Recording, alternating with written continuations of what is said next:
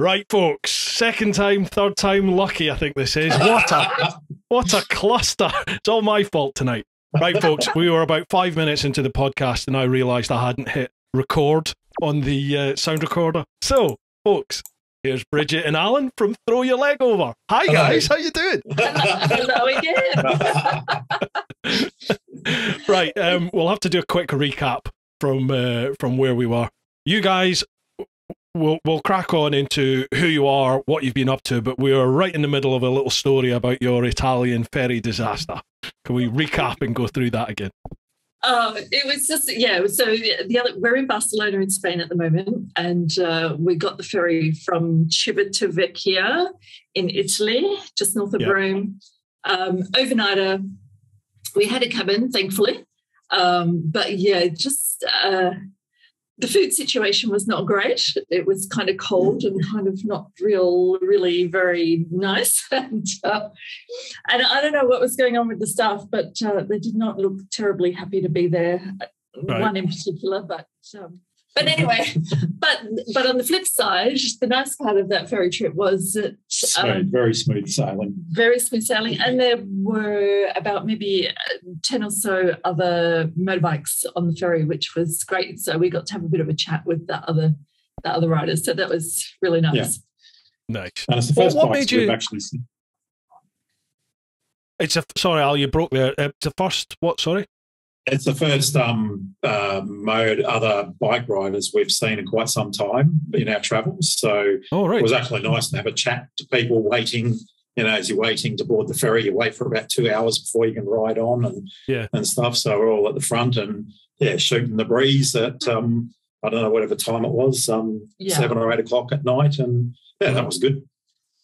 What made you take the ferry then rather than ride?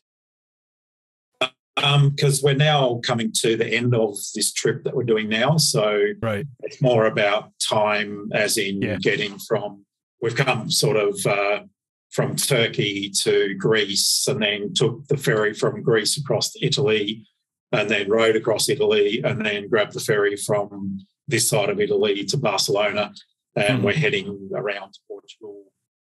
And basically we're heading home in just under 3 weeks now. We've got a deadline. We have a flight to catch from Lisbon. So, yeah. Got you. We took the shortcut. There's loads I want to ask just myself about Turkey and Greece because they're two places I've never been on the bike and really want to get there. But, right, Throw Your Leg Over. What's it all about? Okay, so Throw Your Leg Over is something that Alan and I started 6 or so years ago. We were away on a long weekend with a friend who suggested, that we should write a book about all the places we go riding. And so we kind of liked that idea and we decided to give it a crack. So on the trip home from the weekend away, we came up with the name of Throw Your Leg Over.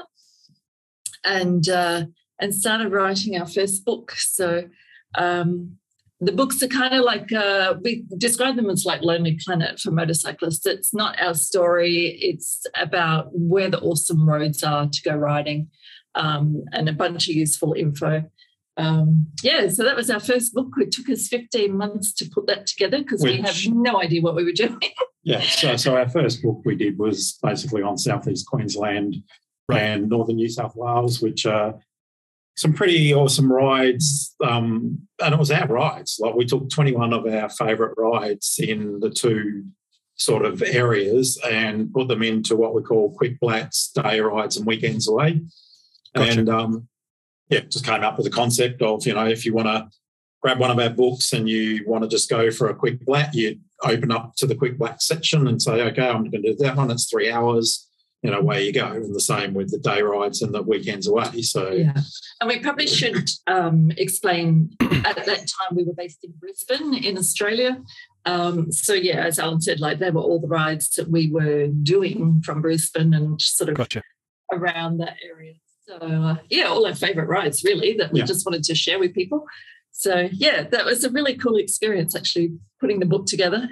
Frustrating at times, hard work, but a lot of fun. It was really good. Yeah, it is. It's well, I've only ever done the one, obviously. But did you self-publish, or did you manage to get a publisher on board? No, we did everything ourselves. We just got a printer who guided us along the way, who was a fifth generation printer in Brisbane. Awesome person. You know, he was in his 70s and had been in the game for quite some time. Yeah. And gave us a lot of guidance along the way. But we did everything. And like even the book design, everything. Most of the photos in the book are ones that we've taken on our rides. Like I'm on the back of should explain as well that we usually ride on one bike and I'm on the back with the camera. Most of the photos in the books that we've done are the ones that I've taken as we're on those actual rides. We did everything in the book and then just paid for the printing out of our own pocket, as Alan said, and then crossed our fingers and hoped that we'd sell some of them. It's a bit of a step into the unknown, isn't it? That's exactly what I did with mine, and you just don't know, do you? You just don't know. 100%. Yeah. But I guess you don't want to get, a number of years down the track and go, well, we should have given that a crack. I'd rather give something a crack and fail than not give it a crack at all. So absolutely.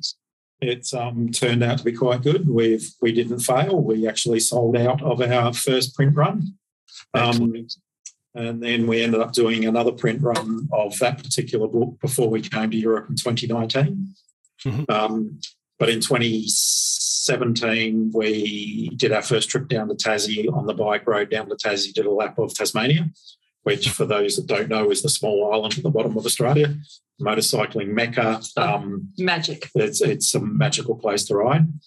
So, and then we went back down in 2018 and following that we put out our Tasmania publication.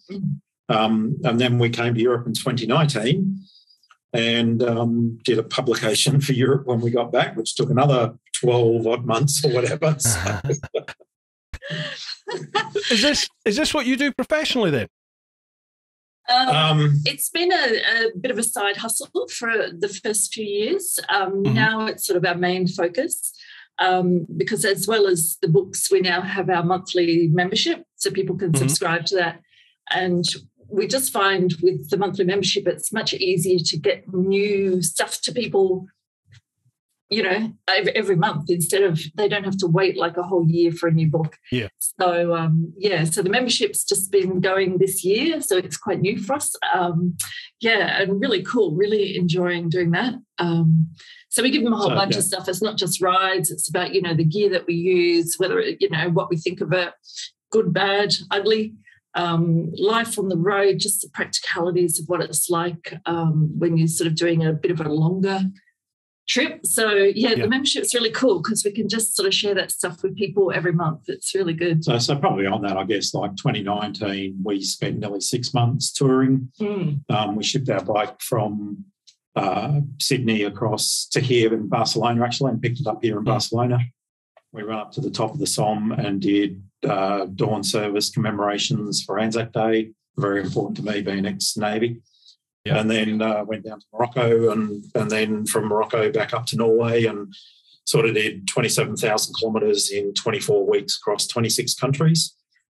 And then we're now 144 days into our second tour of Europe, and this time we've sort of gone like through the French, Swiss, Italian Alps. We've spent a lot more time in that. Oh, nice. And then worked our way into Eastern Europe and then across to Turkey and spent a month in Turkey and have been sort of working our way back from Turkey now, Greece and then Italy and now Spain and around to Portugal. So we're leaving our bike with friends in Portugal in a couple of weeks' time, fly home, probably be home for, I don't know, maybe 2 months, 3 months, and then we're coming back for next year to continue the journey.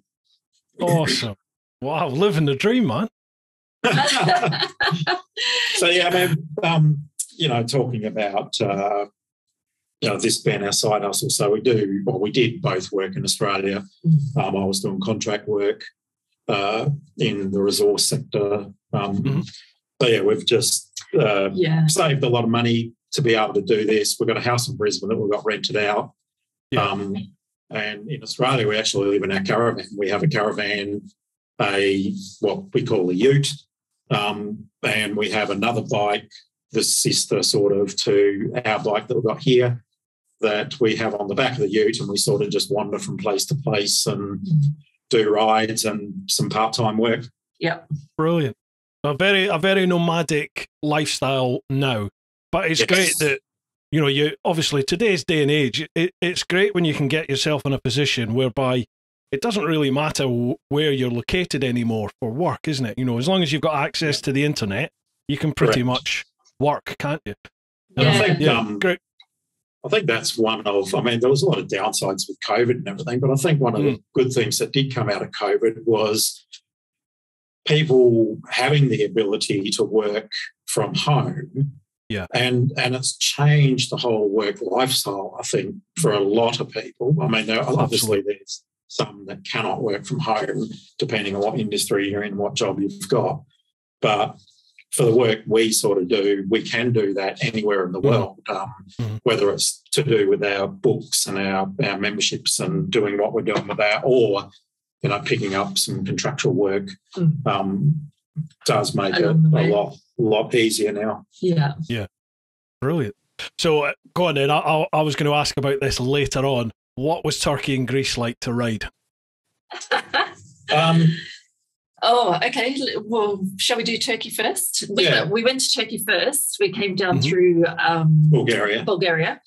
Yeah. So my first impressions of Turkey were that it just reminded me a bit of Australia, I think, because of the space. Because coming from Australia, when you land in Europe, everything feels really close together and there's lots of people. Yeah. But then when we got into Turkey, I just felt that space again. And that was kind of really cool. And it's sort of the landscape, it's not the same, but just some of the things were similar, like just the rolling hills, and it was a bit dry. And so that was sort of my first impressions of it. The coastline is just stunning. Magic. Beautiful. So I think, with Turkey, we spent 4 weeks there. Look, you could spend 6 months in Turkey and still not cover it all, but we started off on the Gallipoli Peninsula and went and did a lap of that and paid our respects to the fallen from both sides from the World War I campaign. And then we sort of worked our way pretty much south, just following the coast down and around as far as Antalya.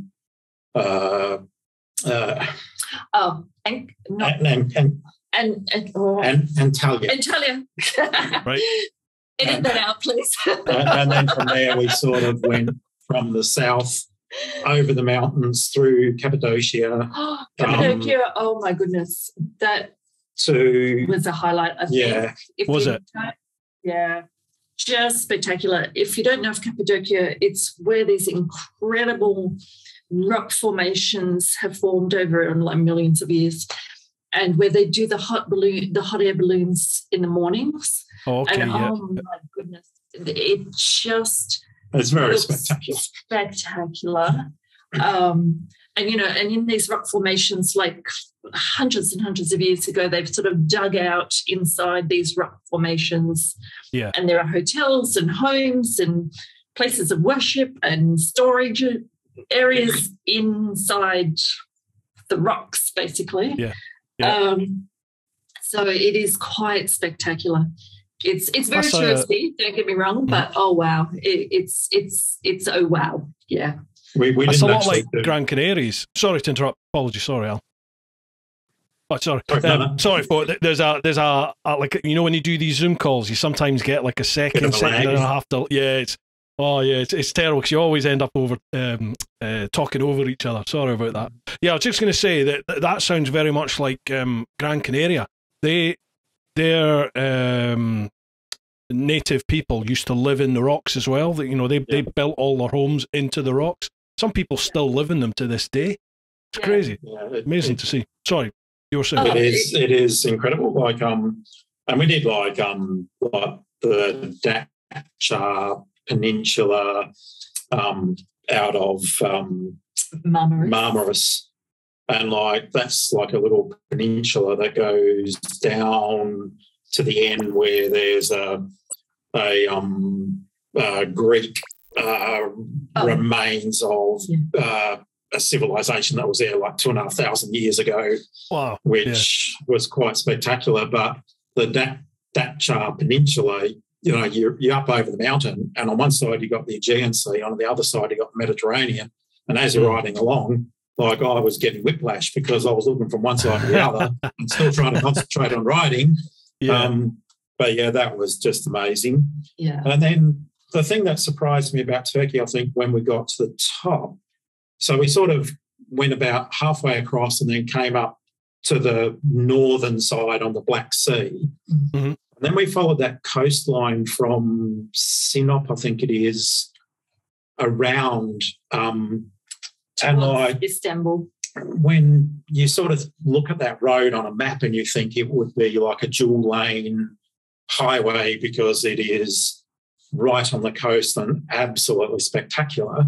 But it's basically a single track in a lot of places that winds its way around the coast, and it was just stunning as well. It was like, very, very, very spectacular, and like for the hospitality of people in Turkey, just amazing. And probably more so in the smaller towns that we went to, like just really genuinely friendly. Lovely. And just. And, you know, everywhere we went, we were offered Turkish tea, which I became addicted to just a little bit. You know, you rock up to a petrol station and, you know, we'd stop there to fill up and stretch our legs a bit, and one of the attendants would come out and offer us some tea. And it's like, wow. Oh, yeah, thank you. and, you know, no charge. Like, they don't charge. What's Turkish tea like? Is it minty or is it sweet or? No, it's a it's. I think it's similar to what we would consider normal tea, but no milk, of course. Mm-hmm. And it's always served in these little glasses that are kind of like an hourglass with the top cut off. And sugar, always sugar. Yeah. So really small and quite sweet. Yeah, and boiling hot. Boiling hot. And is the I think the icebreaker for everything. So yeah. Have you found what have you found the reaction like from local people then on your travel? So I think for us on both our trips, is one, like we've got an Australian registered bike, so with a Queensland plate on it. So the curiosity of people when they see the plate always gets to people, and they will come and say, "Where are you from?" And we'll say Australia. And depending on where you are, people look as if you are crazy that you have come all the way from Australia. Or another one that we get asked is, so ours is a Queensland plate, so QLD, but the little squiggle on the Q is hardly can be seen. So some people ask, where is old? And because it doesn't say Australia. So I think that is probably one of the biggest draw cards is the plate on the bike. But then we've got, you know, Australia written across the screen and a lot of flags of the countries we visited and stuff. So we got stickers all over the panniers and everything and stuff. So people, it's definitely a talking point. And then when people find out just how long you have been travelling, they sort of go, wow. Yeah. I tell you, I think one of the sweetest moments we had was when we were in Denmark, and we, again, just at a service station, and this old fella and his wife and daughter, I think, sort of wandered past, and he spotted, I think it was the Bosnia and Herzegovina flag on our pannier, and he just got so excited because he was from Bosnia, and he was talking to his daughter, and she was sort of translating, and he was just so excited to see the flag. It was really sweet. Oh, brilliant. That's good. That's good. Yeah, it's weird because that just sounds really similar to the sort of reactions I've had and loads of other people have had when you travel, like outside of Europe, and you travel in the Middle East, Africa, like South, all these sorts of places, like the sort of, how would you describe it? Do you know what I mean? Like off the beaten track type of places outside of mainland Europe, and it's the same. And I'm a big advocate of this. I say it time and time again on this podcast that people are the same wherever you go in the world. People are the same. Generally, people are good, aren't they? Yeah, and they're open, they're friendly, they'll help if they can help, and it's reassuring to hear that even in Europe you're getting a nice welcome from people. That's great, because I think sometimes we can be a little bit guilty of not really, maybe not being as open as some of people are in countries that maybe don't have as much as you do in a lot of the European countries. Not sure. I know I used to be like that, but I'm definitely not anymore, having travelled. You know what I mean? I think I'm much more sympathetic to travellers when I see them than I used to be. Yeah, for sure. But I think one of the key things, I guess, that we've found is if you're on a motorbike and you're obviously touring because you got the panniers on, we've got a big bag across the back with our camping gear and everything, and so we're loaded and stuff. So, but I think it creates a genuine curiosity with people, but I think you relate to those people, and I don't think we've been or not been to a place where you don't establish a rapport with people, like as soon as you start talking to them, like if because they're coming across to you and approaching you, so they have an interest, and whether it's from someone that's 15 years of age to 80 years of age, they just make you feel so welcome, and it's a genuine welcoming. Like in Morocco, when we were in Morocco, it was and it was in Ramadan in 2019 that we're in Morocco, so you couldn't eat during the day, but you had a big feast of the night and a feast in the morning. But everywhere we went, there was genuine not concern, genuine thing about your welfare and like how are you finding Morocco and it was just it's hospitality, I think. And I think too, Riz, like I would agree with you. I think we both would actually, that sweeping generalization, but in the places that are less well off, where people don't have as much, it is a slightly different feeling, I think, because they are a little bit more open, I think. Maybe they don't have the busy lives that people do in the big cities. But, yeah, it's interesting because we love to stay in the little places. Like, we're not fans of cities. Like, we do. Like, we're in Barcelona now, but so we do go to cities every now and then. But we love going to the little places because it's just so much easier to chat to people, and they're just so welcoming. And they want you to have a good time in their town. Or absolutely. There's definitely something in that, because I think to a person, everybody that's been on this podcast who has travelled, and everyone I've spoken to at, like, the traveller get-togethers you have, the Overland event, the Hub, when we used to have the Hub here in the UK, everybody says the same thing, that it is definitely, the less people have, the more they give, and the more open they are, and the more welcoming people are. Not to say that people in developed countries aren't open and welcoming and hospitable. They are, absolutely. But when you get to some of these places where people literally, Morocco, prime example, some of the young lads that you speak to when who are by the side of the road, and they're hustling all the time, like park your bike here. If you go somewhere to go and see, like you go to see the Uzud Falls or something, like park your bike here, I'll look after it. And all they want is like €1, €2 or something. For them, that's everything, isn't it? And yet, I've had those lads who literally have what they're standing up in. That's all they own, and they will like tear a bit of bread in two and offer you some bread, or they'll have like a can of Coke and offer you the can. I'm not going to eat it or drink it, but thank you very much. You appreciate that, don't you, from people? Yeah. Our last night in Morocco, we were back in Tangier, and we got a hotel for the night. waiting for the ferry for the next day. The bike was absolutely disgustingly dirty because we'd been out to the desert and we'd, been all around. And there was a guy in the parking lot of the hotel, and I asked him where I could get my bike washed, and he did it. And so I just left him to do it. And I came down, and it was like meticulously sparkling. And I don't know what he wanted. It was very little money, and it was our last night, so I just gave him all the Moroccan money that I had left and stuff. Was just... Oh, your audio's disappeared. Hello, are you there? Can you hear us? Gone really? Yeah, I can now. Yeah, you were really quiet. You like it almost muted. Yeah, I mean, like not much money for us can mean the world to them, can't it? It can be like a month, what they'd make in a month sometimes. So brilliant stuff.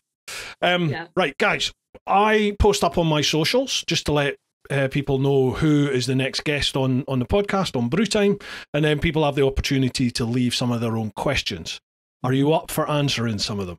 Absolutely. 100%. Right. I love this. Awesome. Right, I don't pre-read these questions, so a lot of it will be as much a surprise to me as it is to you. So I think we've got quite a few on Patreon, actually, on the clan, so we'll start off with the clan. So that's patreon.com/TeapotOne. First one, Charlie Callard. How you doing, Charlie? Evening all, hope you're all well. A couple of questions this evening. So, with travelling, and from what I've seen, especially overland travel, there's a huge amount of admin and paperwork to get through. With that in mind, what would you change or implement to help that process become far easier? I think for us coming from Australia, we haven't had a massive amount of admin paperwork to do. So all our travel is visa-free, so we don't have any visas to apply for anything in the countries we've been. Shipping of the bike, we've used an agent each time, and they've taken care of the customs paperwork on both ends. So not a lot there. The things we've had to do before we left home is obviously travel insurance for yourself, and also getting international driver's permit, which so we're on a number of forums, so many different pages and everything else, one of them being Horizons Unlimited and stuff. And I do quite often see people post questions on, the validity of having an international driving permit and whether you need it or not. Now, in 2019, we never got asked for it anyway. This time, however, and for the sake of $30, like 30 Australian dollars, whatever that is in euro, 20 euros or whatever, I would recommend you get one, because this time when we crossed from Serbia into Romania, at the border crossing, I don't know whether they were bored or whatever, and we were the only vehicle within 2 hours of actually going through this particular crossing, but they did ask to see our IDPs. And not only that, they also asked for proof of subsistence that we could survive in Romania on 50 euros a day for the time we were there. So I actually had to open the app on my phone for my bank account and show the guy that I had sufficient money to survive in Romania at 50 euros a day. So paperwork. I might add in there, and I'm not sure how relevant this is for your questionnaire, but as Australians in Europe, Schengen is our bugbear. Yes. So it's probably the thing that we have to keep a really closer eye on most. And so Schengen, for people who are listening who don't know, it means within Europe, there's a bunch of countries, 26, I think, that all got together and said, okay, people who travel within these countries do not have to go through border crossings, which is great, but the headache is within a 180-day period, if you're a tourist, you can only be in that area, those countries, for 90 days. So in that 180-day period, you've got to get out, basically. So for us, it's a bit of a headache to track, like when we're in and when we're out, and make sure that we're not going over the 90 days. So Alan actually put together a spreadsheet to help us track it accurately and easily. And if anyone's interested, you can jump onto our website. It's actually available. We've put it up for people to download for free. But that's probably the thing that causes us the most headaches, because we have to think carefully about where we're going and for how long and all that. And for you guys in the UK, or anyone listening from the UK, you're in the same situation now that you're out of Brexit. We are now, yeah, that's right. Is it? I can't remember. Is it cumulative? Like, I know. So that 90 days, if let's just say from the UK, or for you guys, you're in Spain, and let's just say you spend 90 days in Spain. Can you then just come out of the Schengen region and go straight back in, or do you have to wait a set amount of time? Of course, it'll be another 90 days, won't it? Within 180 days. It's on a so it's on a rolling 180 days. So you got to count backwards 180 days and how long you spend in the Schengen area, and it's going to get worse, because in 2019 and this year, as soon as we crossed in Croatia, it was like you're out of Schengen, the clock stops for your 90 days. But Croatia, I believe, is coming into Schengen next year. It was supposed to be 2024. It's now being rolled forward to 2023, from my understanding. And the other two countries that we've spent a bit of time in, Bulgaria and Romania, are also coming into Schengen, but they're a little bit further down the track. So to get out of Schengen, to get out of that 90 days and explore other countries is going to make it more difficult once Croatia, Bulgaria and Romania come in, because then you've got to be going down into like Montenegro, Albania, Macedonia, Bosnia and places like that. Turkey, Morocco. So, and the weird thing about it is, like in 2019, we started to apply for a long-term visa for France, and it just got too complicated and hard. But that didn't even give us, like, if we got the visa, it would have only covered us in France. So every time we went out of France, the rules still applied. So, you know, all these countries came up with this Schengen thing, but there isn't actually a Schengen visa that you can apply for that allows you to say, okay, we're doing long-term travel, we're doing research and everything else. It's still got to be, you've got to apply to a particular country for a long-term visa, and that will only cover you in that country. So there are ways now that are starting to come, and one of them is a digital nomad visa. So a number of countries now are introducing digital nomad visas. You've got a criteria you've got to satisfy that you're, you know, self-sustaining, you've got income coming in, blah, blah, blah. But we are looking at that for Portugal for next year, which if we're successful, hopefully we'll get a 12-month visa and then we won't be impacted by Schengen anymore. Yeah. I mean, it's a pain in the bum for sure, but it's no different. It's no different for the likes of if you want to go to some of the African countries. Blimey, for us, Australia, you know, you need the visa to get into well, when you bike anyway, you certainly did. But yeah, it's a major pain in the bum considering how easy it used to be, for sure. You know, it's still easy for us to cross the channel and we're in, but yeah, there's a lot more things you need to think about now than there used to be, for sure. So, as you said, it's early days, isn't it? You know, it's early days, and as you said, they're already adapting, and I'm sure they'll figure it out somewhere along the line. They'll figure it out. Yeah. So I think from a paperwork perspective, that probably covers it for us. I mean, for Australians, if we bring our own bike overseas, we have to apply for a re-import permit to bring the bike back to Australia. So that's pretty much, you know, like a $50 fee, and it's just got to be fastidiously clean to get your bike back into Australia. But it's a pretty sweet process. Yeah, I remember that. I took my bike from East Timor into Australia, and I was really lucky because I did it on the GSX-R 1000 on the sports bike. So I remember I was up at Darwin, and it was just before Christmas. So the boat came in like a week before Christmas, and then it was Christmas. It was the 23rd, so the day before Christmas Eve, that they actually went to release it out of the port. So this is the last day before Christmas, and my bike was the last one the guys did before Christmas. So obviously he's got his beer head on by that point. He's literally had a tinny in his hand almost, you know. And I remember him looking at the bike, and he basically went, he said, I'm not going to be too thorough with this, because it's not like you've been riding this through rivers and shit, you know, all this sort of stuff. And I was just editing like the latest episode for YouTube at the time, where I was bringing the bike through rivers and shit, you know. Yeah. It was like, hope he doesn't watch YouTube. But yeah, I remember literally I spent the whole day in the heat in East Timor trying to get this bike as clean as possible. Yeah.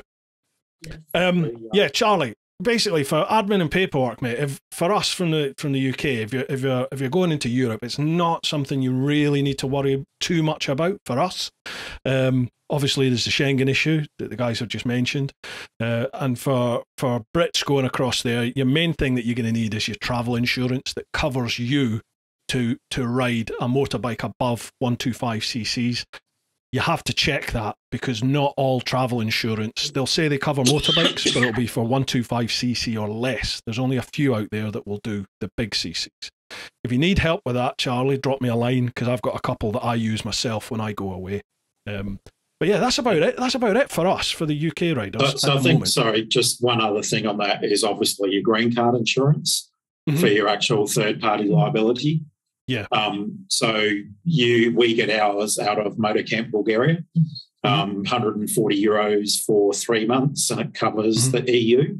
And then when you cross, say, into like Bosnia or Montenegro or Turkey or whatever, you just buy it on the border, and it can be like 10 euros to go into Bosnia for a week or 2 weeks, whatever it is. And so again, in the UK, a lot of our bike insurance still cover you for Europe. Although we've come out of Europe, they still do cover you. Most of them do. Always check, obviously, with your insurance provider, but most of them will cover you.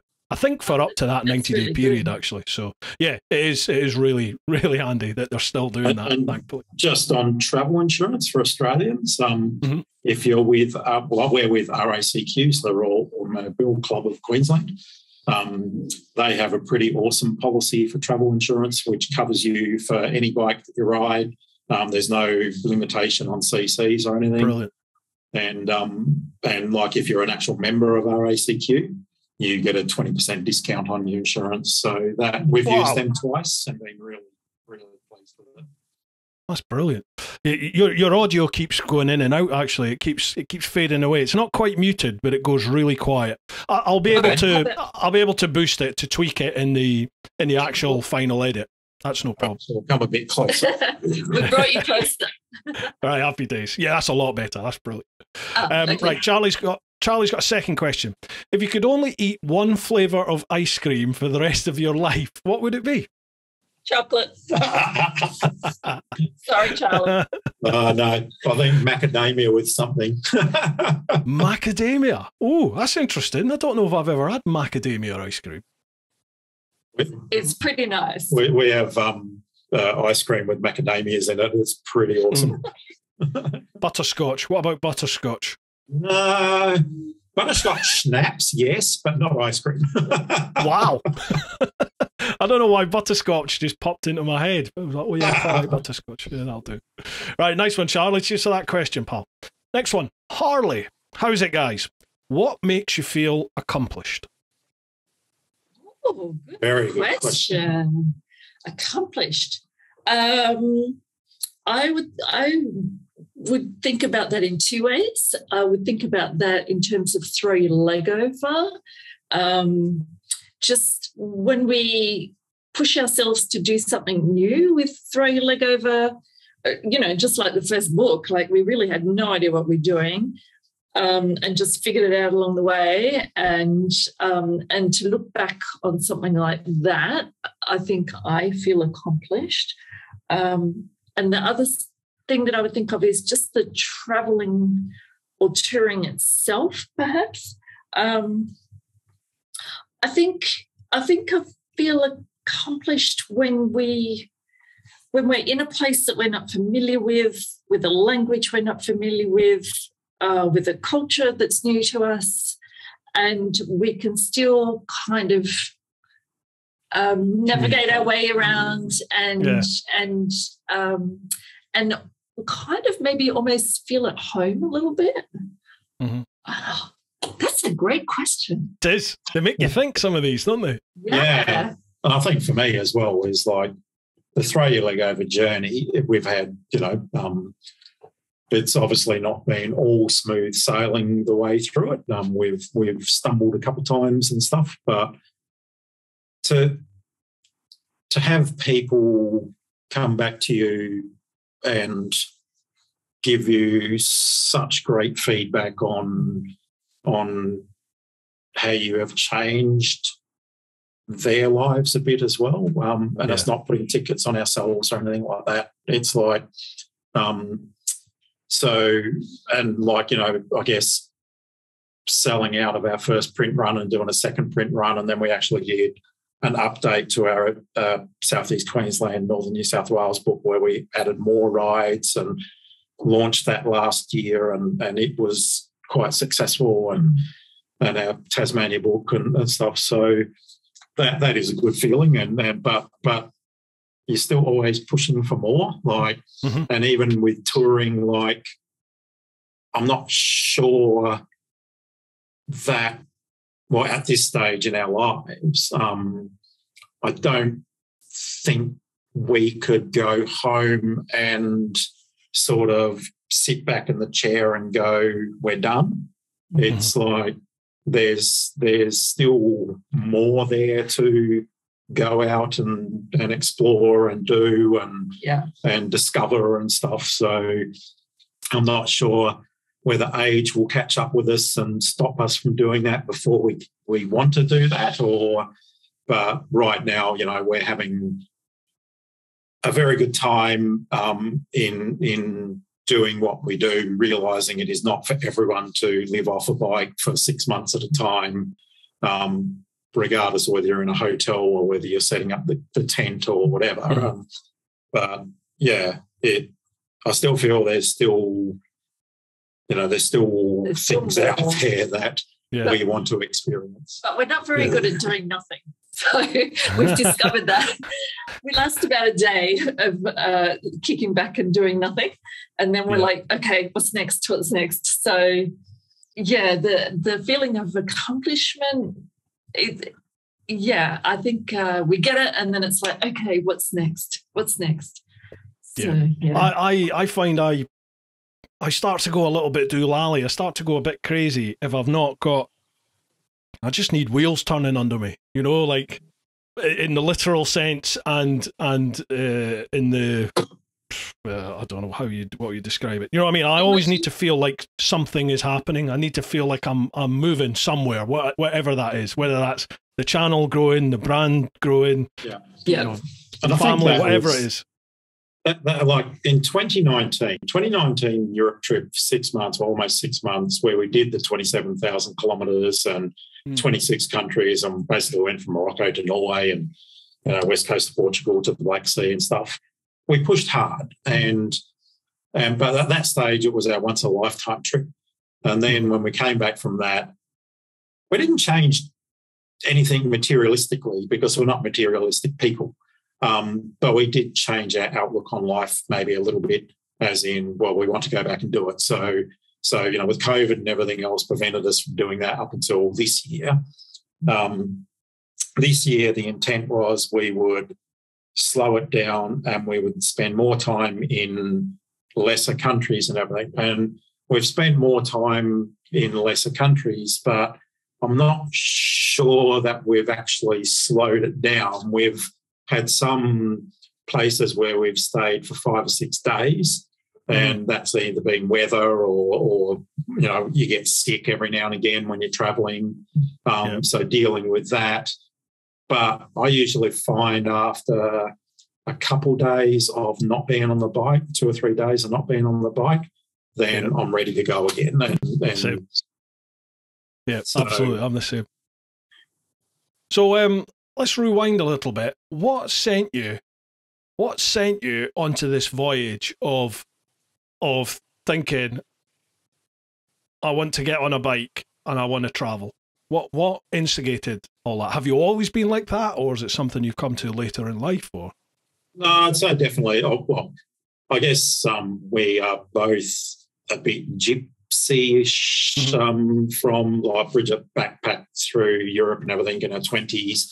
I joined the Navy when I was 16, and I came from a very out in the country where the nearest town 18 miles away was 2,000 people, whatever. So I came from a very not sheltered background, but a very I'm not sure how to describe it. But anyway, I was a country kid, but I had wanted to join the Navy since I was 12 or something, and as soon as I could at 16, I did. And then by 17, I was travelling the world, and I did 10 years in the Navy and travelled and everything. And then life, marriage, kids, all that sort of thing. Got married young, had kids young, and then I was working away in the Pilbara in 2000. I had a big stretch of no bikes. I had them when I was a kid growing up on farms and everything. But then I didn't have a bike until 2009. I came back from one of my stints, what we call fly in, fly out, working on a gas plant. Yep. And I was making good money and everything, decided to get a bike, do everything properly, actually get my license, because I used to tear around and didn't have a license or anything. So it wasn't until 2009 I bought a brand new BMW 650GS, went through the whole in Australia, the stay upright course and everything else. And then the bike we have now in 2011, so she's a 2008 bike. I bought it in early 2011, had 8,000 kilometres on the clock. So it was basically brand new. And then in 2012, I moved to Brisbane. I was divorced and my kids had grown, flown the nest and everything else. Bridget and I met, and every weekend we would be out on the bike riding. So for me, I was looking at, I used to love the Tour de France, watching the Tour de France, not so much from a cycling perspective, although that was okay, but it was more about, the roads and the scenery that always shown on the Tour de France. So my goal was I wanted to do that for my 50th birthday. I met Bridget when I was 47. So we've been together 10 years now. And Bridget had younger kids, so had to wait for them to grow before we could actually leave. And then so the whole Europe trip was 6 years in the making before we came in 2019. But the bike for me, when I got the bike, in particularly my GS, and I used to ride all the time, and then we rode all the time. For me, it was my mental release. It was my meditation. You're having a real crap day, or the black dog's biting, or whatever else. The bike just takes that feeling away. It is so soothing to get on the bike and just go somewhere, point it somewhere, and just go. So absolutely. I think we've sort of taken that, plus our gypsy lifestyle of we like being on the road. So, and I think also, and I'm pretty sure every rider can relate to this, just that feeling of freedom is just so addictive, So even when it's snowing and raining at night. You're talking to a Scotsman. That's pretty much all the time, So I think. So sorry for the long-winded answer, but no, mate, no. It's what this podcast's all about. Sorry, Bridget. Oh, that's all right. But yeah, that feeling of freedom is, I think, once you get that feeling, it's hard to let that go. And we kind of. I think we were just really determined to take it to the next level. And like Alan said, it was 6 years in the making. Like, it didn't happen like at the drop of a hat. There was planning, saving, planning, saving. And obviously waiting for my kids to grow up. And I don't know if I should admit this publicly, but my youngest child turned 18 on this date. She drove us to the airport the next day. And you went. And we left. And brilliant. Although I must say she was a little bit happy about that, because she got to stay home in the house all by herself, and she was very happy to feel very grown up and do that. But yeah, it was like, okay, you're 18, I'm out of here. Brilliant. That sense of freedom you get from being on a bike, it is so hard to accurately portray that to people who don't ride, isn't it? I get people contacting me all the time on, DMing or emails and stuff, and basically just saying, thank you, I've found your vids, I've got bitten by the bug, I decided I was going to do it, I've gone and passed my test, or I'm going to do my test. And the ones that have done their test, they're just like, I didn't get it till I threw my leg over a bike, and they were just like, it's awesome, isn't it? Like the sense of freedom you get, and you're just like, yep, that's the one. Yeah. You've got the bug. Now go travel. You know what I mean? Because that's the next one, isn't it? Like it's almost literally, when you're on the bike, you can almost literally go anywhere. Mm-hmm. Just point it in that direction and go. It's just, it's amazing. Yeah. So for Bridget and I, we don't actually have comms between each other. Mm-hmm. So when we're riding, we're both sort of what we call in our meditative bubble, alone with your thoughts and everything else. And so, yes, it can be quite hilarious at times, because I'm a tad deaf and I think Bridget's a tad deaf. So it's a lot of pointing. Screaming at each other. Yeah. So, but I don't think I would want comms.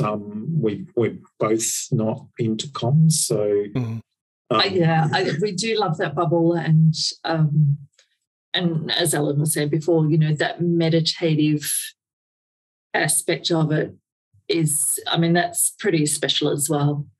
Like no matter what's happening in your life, once you throw your leg over and hit the road, it's like amazing. Especially when you hit some of the twisties. I said on one of my vids this year, I rode down to Slovenia to meet up with some people, but I rode down there by myself, and I suddenly thought, when I was on the road, I did like a 3-day trip down there, I thought, this is the first time I've ridden just me for so long, because that's all I ever used to do. I always used to just be by myself, and I didn't have comms or anything like that. And I've got the old Cardos now, so I'm always listening to podcasts or music or something. And then now I do meetups, especially through the clan on Patreon. We do meetups, so I'm always with people, or I'm doing joint vlogs on YouTube, and we're always connected via comms. So you've always got someone in your ear, and you're always chatting away. Yeah. And I was suddenly by myself, both on the bike and in my helmet, and I was like, oh God, I've missed this. It was just that sort of zen moment where you're just gliding through the countryside on the twisty roads, enjoying yourself. I was like, oh God, I've missed this. Yeah, it was awesome. Excuse me for interrupting, folks, but it is sponsor shout-out time. And this month, we have a new sponsor. Welcome to Travel Escapes. Now, I've got some blurb to read out. Travel and Escape is an independent travel agent. They are ABTA and ATOL protected for your peace of mind. For hassle-free, tailor-made holidays, from staycations, day experiences, cruises, luxury holidays, and so much more. You can find them all on the socials or book directly online using the link. Now, folks, I'll leave all their socials and a website link down below. Make sure you check that out. If you're watching a video, have a look at the vid description. If you're listening to the podcast, check out the show notes. There will be hyperlinks there. Make sure you give them a click, a follow, a like. And if you're looking for a little break for you and the loved one, you and the family, you and whoever, maybe just you yourself, make sure you check out Travel and Escape. We are also sponsored by Innov. Now, Innov have been a long-term sponsor for the main channel over on TeapotOne, but they're also helping out and sponsoring the podcast. So a massive thanks to them. Innov specialise in motorcycle dash cam systems. They do the front and rear dual camera K series. That's the K3 and the flagship K5. K3 is 1080 front and rear. K5 is 4K at the front, 1080 at the rear. The K5 also has much faster Wi-Fi. So both the K3 and K5 utilize a mobile app where you can view your footage, you can change settings, you can share on socials, you can have a look at your GPS overlay, all this sort of stuff. Both do the job if you just simply want a dash cam. If you ever get involved in an accident, the first thing your insurance is going to ask is there any CCTV? And obviously, if you have one of these systems fitted, then you can turn around and go, yes, I do. And if you head to innov.co.uk and use the code Teapot, you'll get 5% off of all Innov and Technologic cameras. So a massive thanks to Innov. And lastly for this one, we're also sponsored by Ultimate Add-ons. Now, Ultimate Add-ons, they make dustproof and shockproof mobile phone cases and action camera mounts. They will fit just about every single bike out there. Me personally, I always use the Helix strap mount because it means I can easily attach that to just about any bike that I'm riding at that time. I can jump on and off bikes and just easily unscrew the strap, whack it on the next bike, tighten it all up, and off I go. It's very versatile. I've had no vibration issues affecting my camera using the Helix strap. That's the one that I will stand by and swear by. Been using it about 5 years now. So again, if you head to Ultimate Add-ons, so that's Ultimate with ADDONS, ultimateaddons.com. If you use the code TEAPOT110, so TEAPOTONE with the number 10, you'll get 10% off all Ultimate Add-ons. Okay, that'll do us for now. Let's get back to the podcast. Yeah. Right, Harley's got a second question. He says, if you could travel back in time, what year would it be and why? I think. Back in time. Maybe for me, probably, even though I'm a 60s child, but I think maybe the 60s as an adult, where things were less complicated. And I think sometimes it feels like things are too easy now because, we've got our sat navs, we've got our phones. Normally you get a signal somewhere and everything else. I go back to even my Navy days. The only way we could communicate back in the 80s was by letter. So by the time, your letter got from wherever you were to Australia, and then you got one back. 3 months could have went by. Yeah, I remember that. Yeah. So yeah, maybe to the less technical times would be, and because I think it would have been more fun doing some of the roads when they were harder to do. Even in Australia, we got dirt roads everywhere, and then slowly they got tarred and stuff like that. And where I grew up used to be dirt roads to get wherever you went, and when it rained, you got bogged or off the side of the road or whatever, and then they tarred them all, and now it's all too easy. So, yeah, maybe. I don't know. For me, that's a tough question because. You're right. Just got to uncross. It is it out. Aching bones. Yeah, for me, that's a tough question because I think if I went back too far, I wouldn't be riding at all. Really, the only reason I'm riding is because I met Alan. Well, I'm sort of reading that question as in if you could go back in time, not if you could turn back time, but if you could go back to a certain era. You can go back to any period in time you like. I'm still riding, but what era? I'm finding that really hard to answer. I think any era that you can ride a motorbike. See, I look back and I think I'd like to go back to the Highland days or the Viking days, right back to then. I would like that. But then I also realised that I probably wouldn't last an hour. I'd be dead very, very quickly. or like back to Egypt times, just to see how the hell they did what they did, you know, and just see what it was like.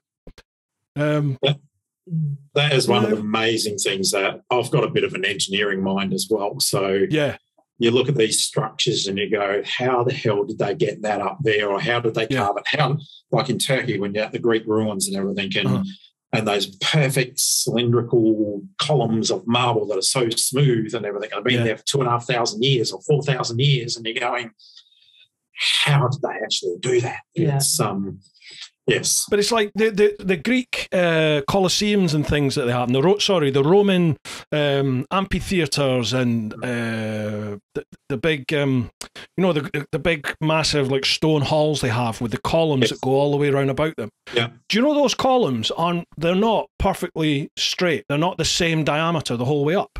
They realised about perspective, and they realised that people looking from down below or from a long way would see it warped. So they wanted it to look perfectly straight wherever you looked from.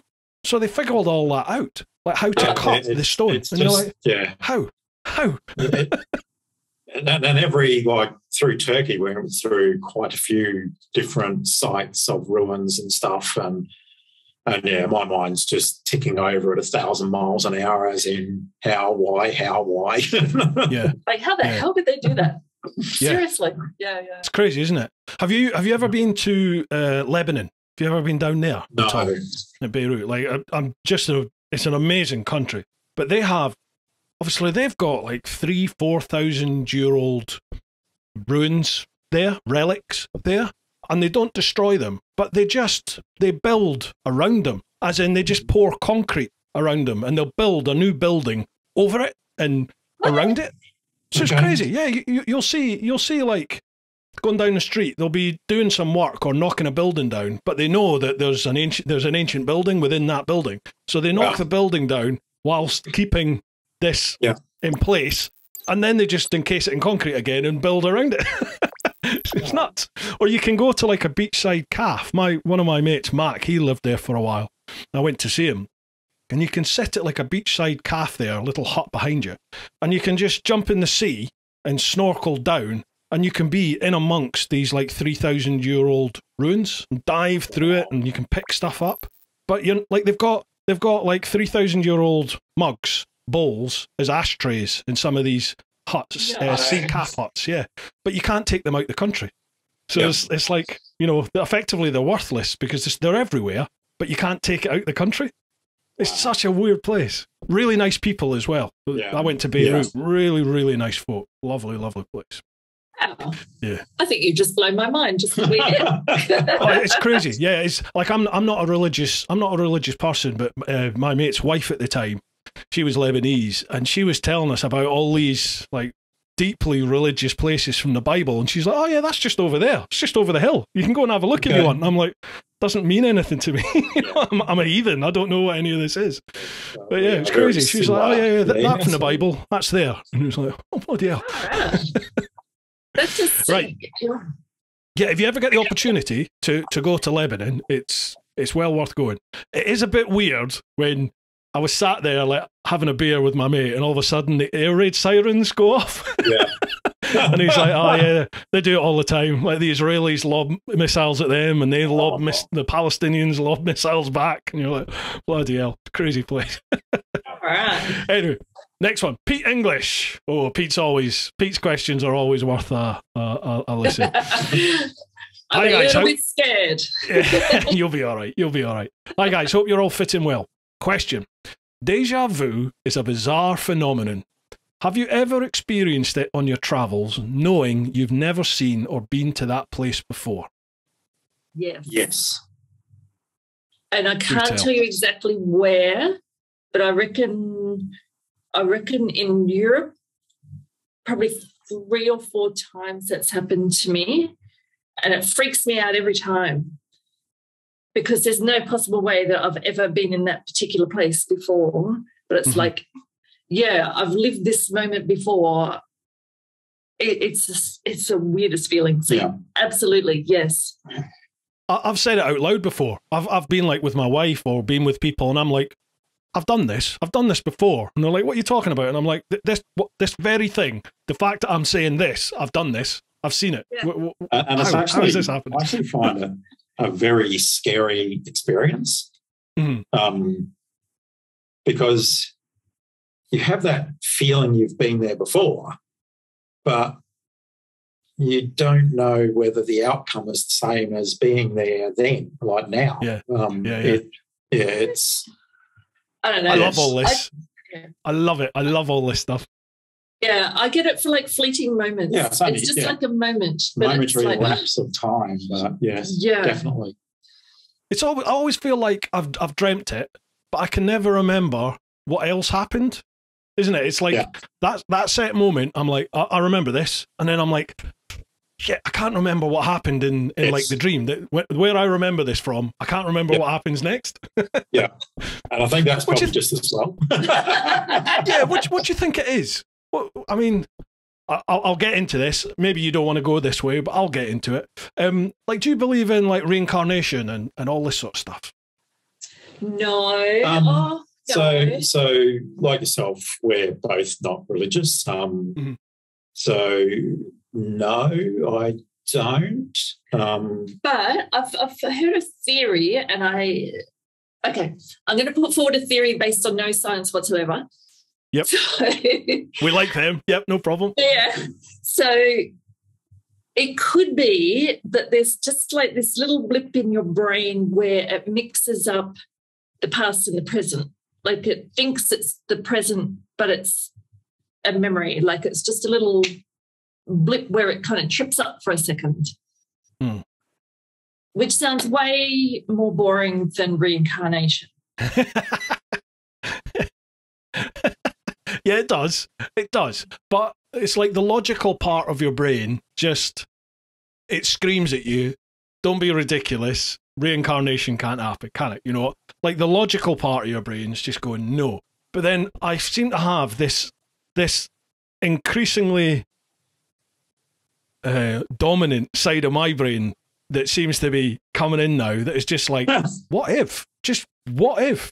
How do we know? You know, and I'm like, how do we know? But it just doesn't make sense. Don't be daft. And then I start going, God, that'd be awesome. Wouldn't it be amazing if maybe there is something in it? And then, then you end up on YouTube listening to God knows what on some podcast. And you're like, oh my Lord.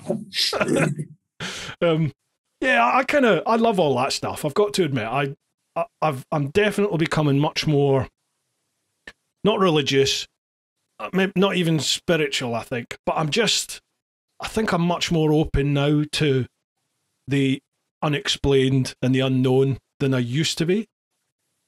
I'm not entirely sure why, but I definitely just find myself pondering a lot of things more now than I ever used to. Everything was very much cut and dry with me. It was just black and white, just, you know, there's either logic to it or there's not. As one of those dogs in bloody Turkey or Romania or something. yeah. Forget that. Yeah. Yeah, no one ever comes back. No one ever comes back as a rat, do they? They always come back and go, I was a king or princess from this time. Like, no one goes, yeah, I used to clean the bogs in this castle. No one's ever that, are they? But I don't know, like it's kind of cool though to just imagine like what if and like the possibilities. And of course, I don't know, we'll never know really, will we? You know, it's never going to be black and white. But sometimes it's kind of fun just to think about the possibilities of what might be, I think. Yeah. Do you believe in ghosts? No. I'm a bit open on that one because I've had some experiences, particularly when I was younger. Tell us. And everything. Where, I love all this.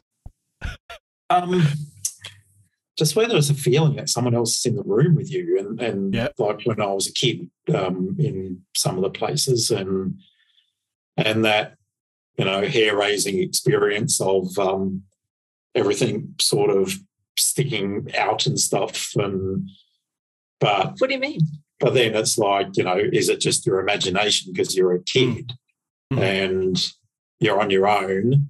You know, the parents have gone out or whatever, and is it your imagination running wild, but I've definitely had a couple of experiences when I was younger where I felt someone else was in the room. Hmm. But have you ever seen anything yourself? No, not physically seen, but felt. And like I said, maybe it's just the imagination running wild. But so, what about you, Bruce? I feel like you've got a story there. I do, and anyone that's listened to the podcast like religiously will be bored of hearing this story because it often comes up. But yeah, I did. I never used to believe in any of this at all, and I still can't explain it. But back in the day when I was at uni in Glasgow, I was a bouncer. I was a doorman at a nightclub. And at the start of the shift, you used to have to open up all the fire exits everywhere, and at the end, you'd shut them all. And they'd all be chained and padlocked shut. So it's the start of the shift, and I'm in one of the top, like the attic clubs, right up in the very top of the building. So you have to go down an enclosed, a bricked-in fire escape to get to the very bottom where the fire doors are, and then you basically unpadlock and unchain that, take the big lump of 4x2 off, open those doors, and that's it opened out to the back car park.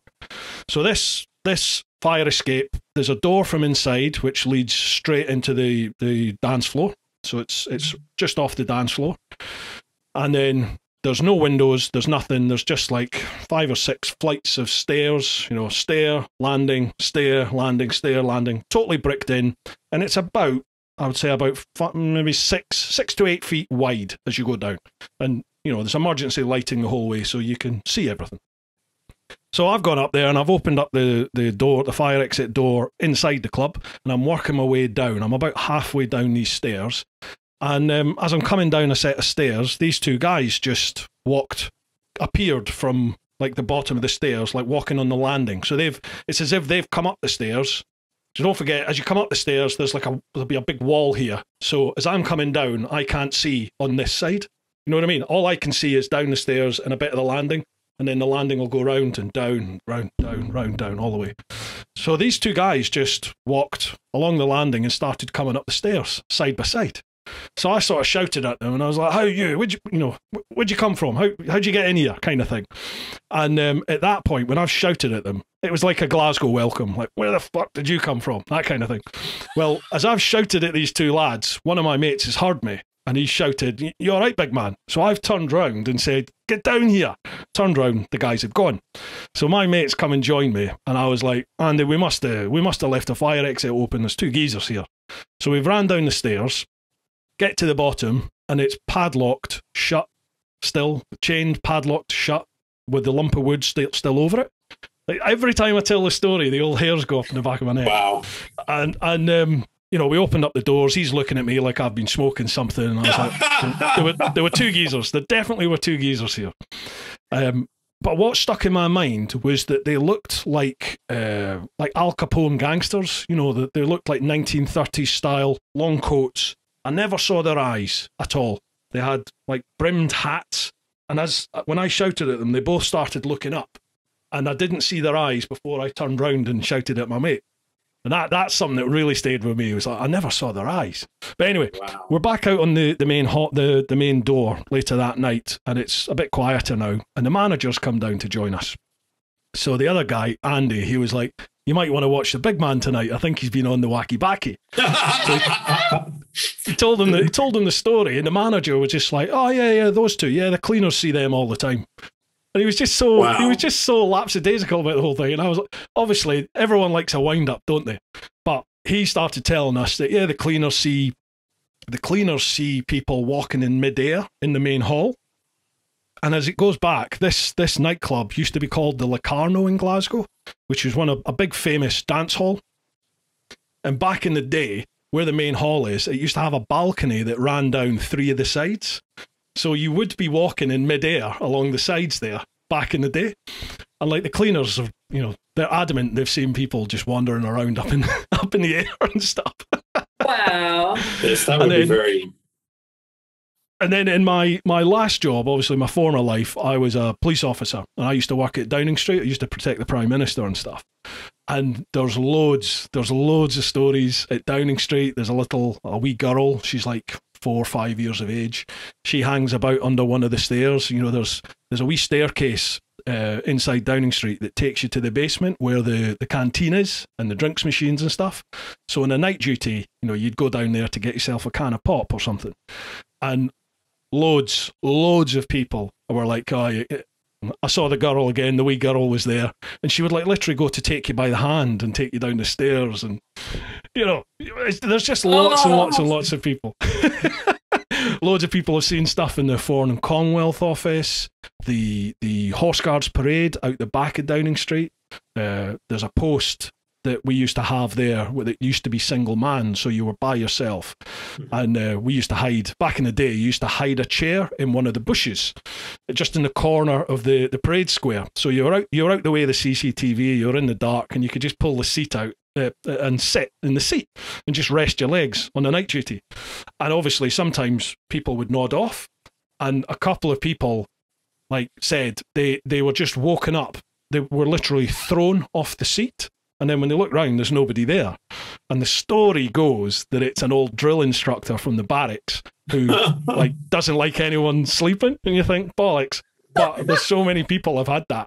There's one thing waking up with a start, but bearing in mind, we're all big lads wearing ballistic body armour, carrying semi-automatic rifle, your sidearm, your taser. You're wearing a lot of kit, so you weigh a lot. And to get thrown off of a seat, that's not just your body going, oh, I don't know what that is. That's a cranky drill sergeant. Do you know what I mean? So it's just, I just think to myself, there's probably logical explanations, but I don't know what they are, and none of them make sense. I actually do have another one, and it happens quite regularly. And that's the bastard that actually takes my tools and puts them in different places when I'm working on something. The 10 mil spanner, yeah. Yeah, everyone says that, don't they? Yeah, my mum used to say it. She used to say she used to see her dad and some of her brothers and sisters who'd all passed, but she said she'd often wake up and she'd see them at the end of her bed, and they'd talk to her and stuff. But my mum was also, she was fighting cancer. So part of me thinks, maybe it's just your mind sort of yearning for some sort of reassurance. Yeah. Maybe it's something to do with the drugs that you're on. I don't know. Who knows? It'd be boring, though, wouldn't it? Wouldn't it be boring if there was just a logical explanation for everything? I quite like that there's a lot of unknowns. Who knows? Yes. Right. Okay, let's bring this back on track.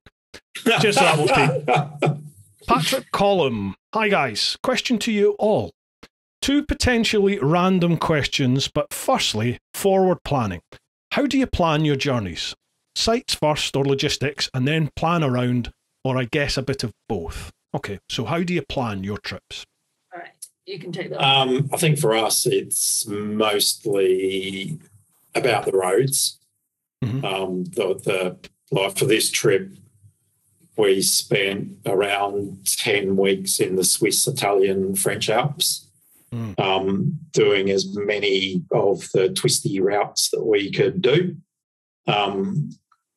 So the planning sort of comes around that. And then for other countries is we do sites as well. We'll do a bit of research on, we're going to be in this area. First, what is a good road? And then what is around that road to go and have a look at. But a lot of our planning is, we don't plan out our journeys as in we're going to, say, Switzerland for 2 weeks and then we're going to go to another country for a week or whatever. It sort of goes, we'll plan a bit and then we'll wing it and we'll see where we end up. So this time, well, we weren't planning to go to Turkey on this trip. We were planning to go to Turkey next year.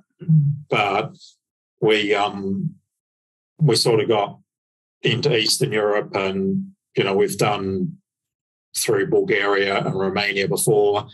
And in Romania, we were going to do more of Romania this time, not just Transfargaras and Alpina. But the weather closed in on us early September.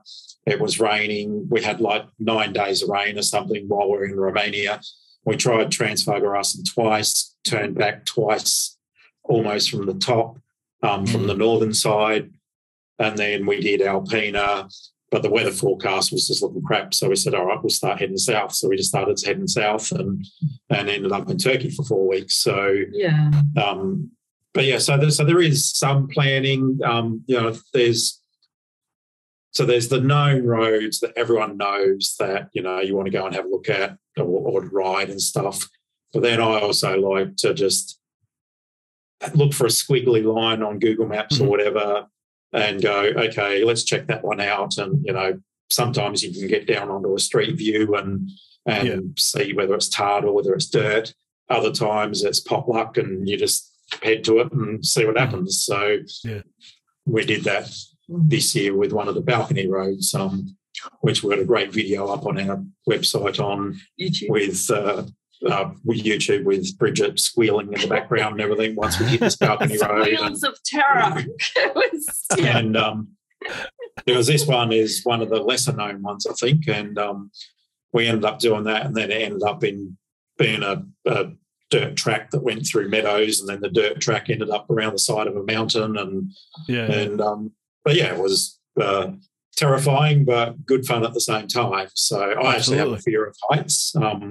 So I do get the feeling of queasiness and everything if I'm looking over something and everything. So that can be quite interesting when we're riding, and I'm trying to not die as we're going along the side of a mountain with no barriers or anything. But at the same time, it's exhilarating as well to do that. So I think with the planning, like Alan does most of it, and we sometimes have this conversation about sort of looking back on an adventure of like what's the best part of it? Is it the rides or the people?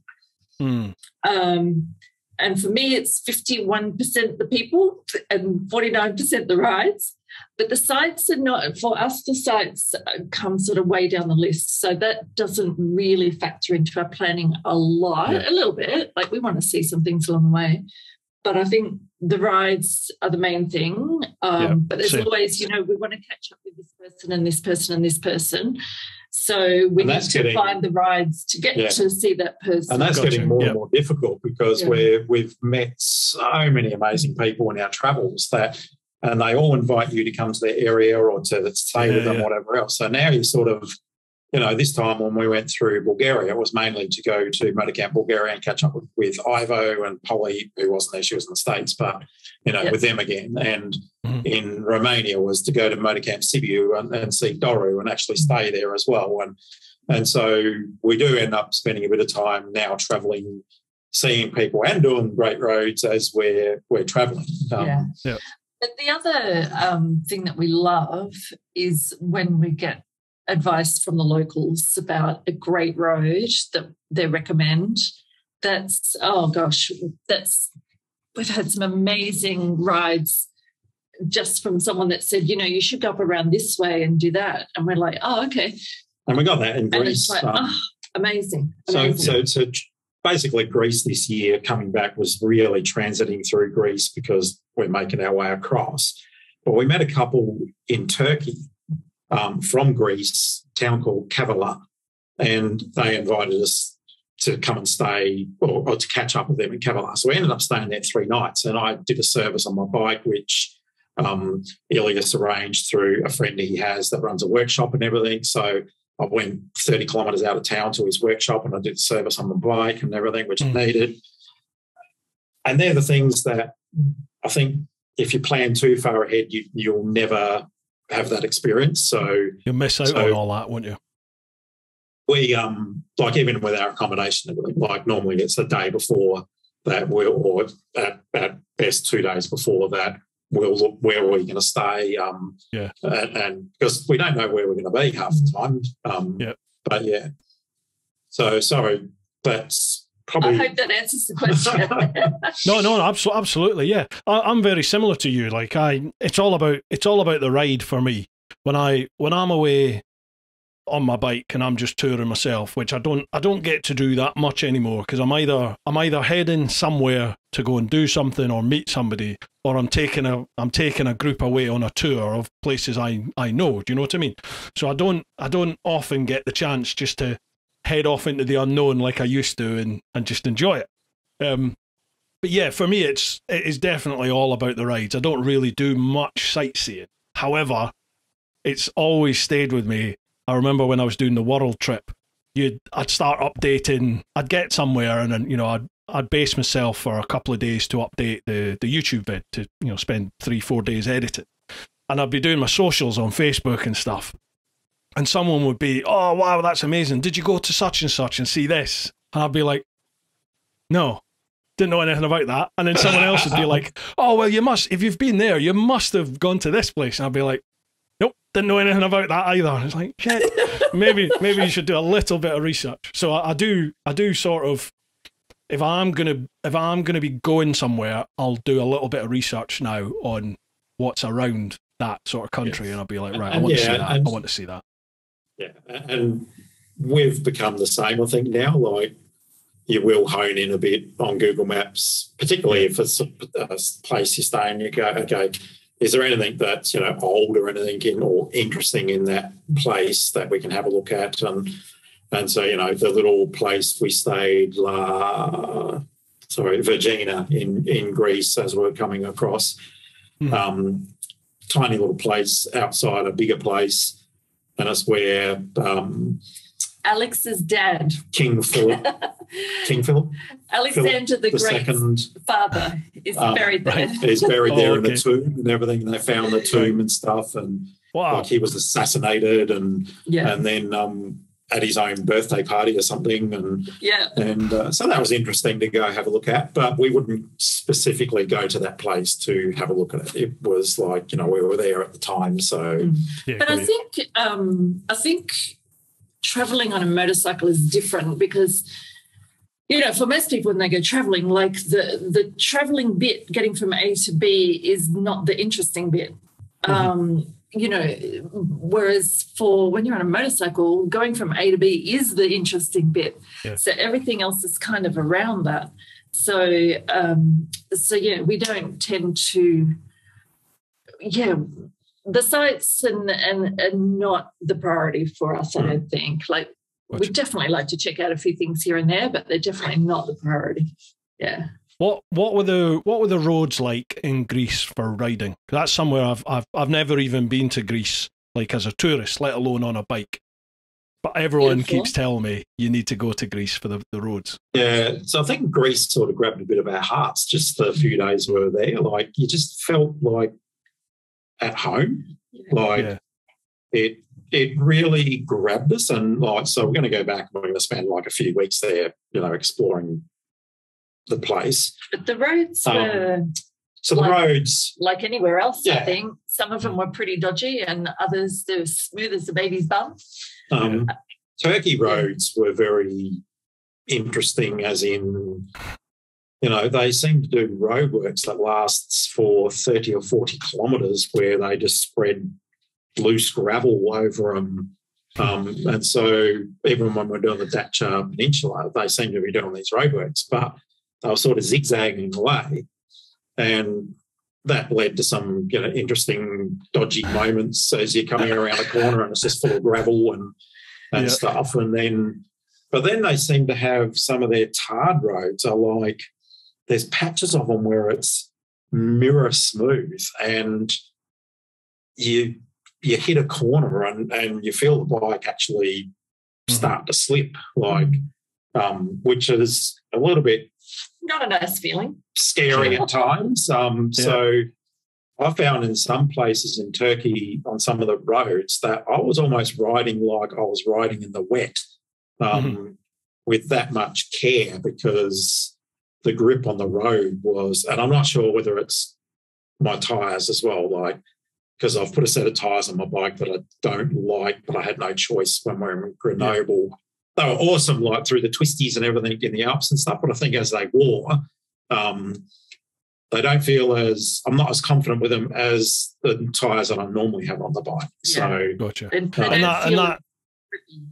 Yeah, and that goes across into your riding then, doesn't it? Because if you're not confident in your tyres, you're not relaxed on the bike. You're much more rigid, and then you're not letting the bike do its thing underneath you, are you? So it's a horrible feeling, isn't it? I can sympathise with that totally. Yeah, yeah. It is, yeah. So combination of road surfaces and maybe different tyres that you're not used to and stuff certainly made a bit of a difference. But the roads everywhere, they're no different back in Australia, where if you get onto our secondary roads and our third roads and everything, they're all shit because they don't do any maintenance on them.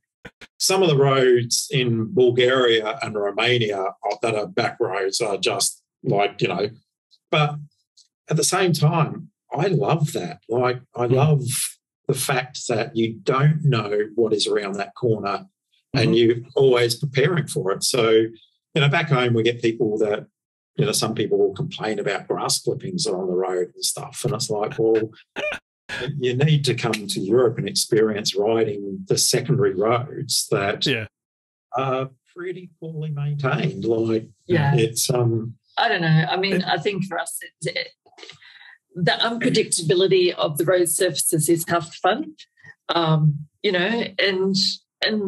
it's the same everywhere. Some roads are just beautiful and smooth, and others are like, whoa, okay, hang on. Sounds like the UK. Some of our roads are atrocious, but yeah, anyway, never mind. Okay, Patrick's got another question.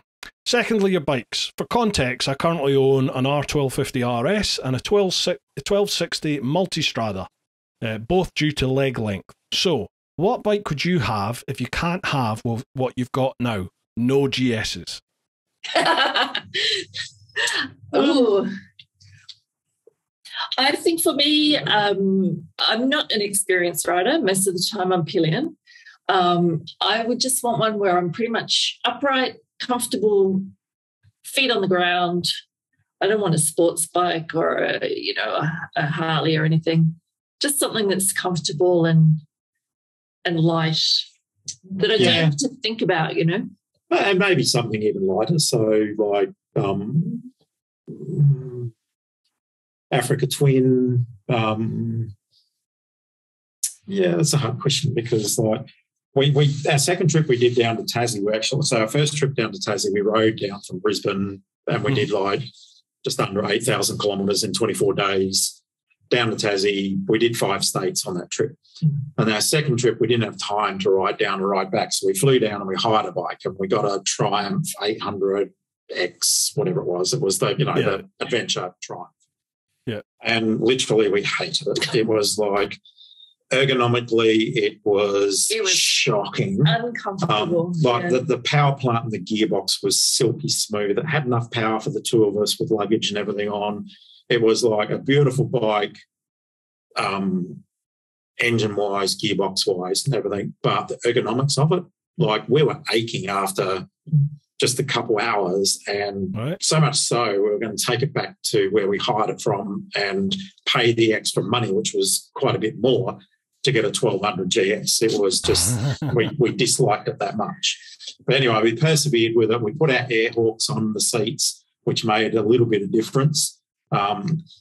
So I think without trying, I mean, I like the Ducati Multistrada. I like the look of that. So I'd like to give that a crack maybe. But yeah, it's a bit hard to go past the GS. And like our bike is an old bike. She's not, she's a 2008. So yeah, you'd see a big difference between that and the modern 1250s. Yeah, massive difference. Yeah. But it's a bit hard. I don't know. It feels a bit disloyal to answer that question, to be honest. I've got to say, I'm not a convert because I haven't bought one yet, but I really like the KTMs. I really like the KTMs. They're my kind of bike, to be honest with you. They're a proper hooligan.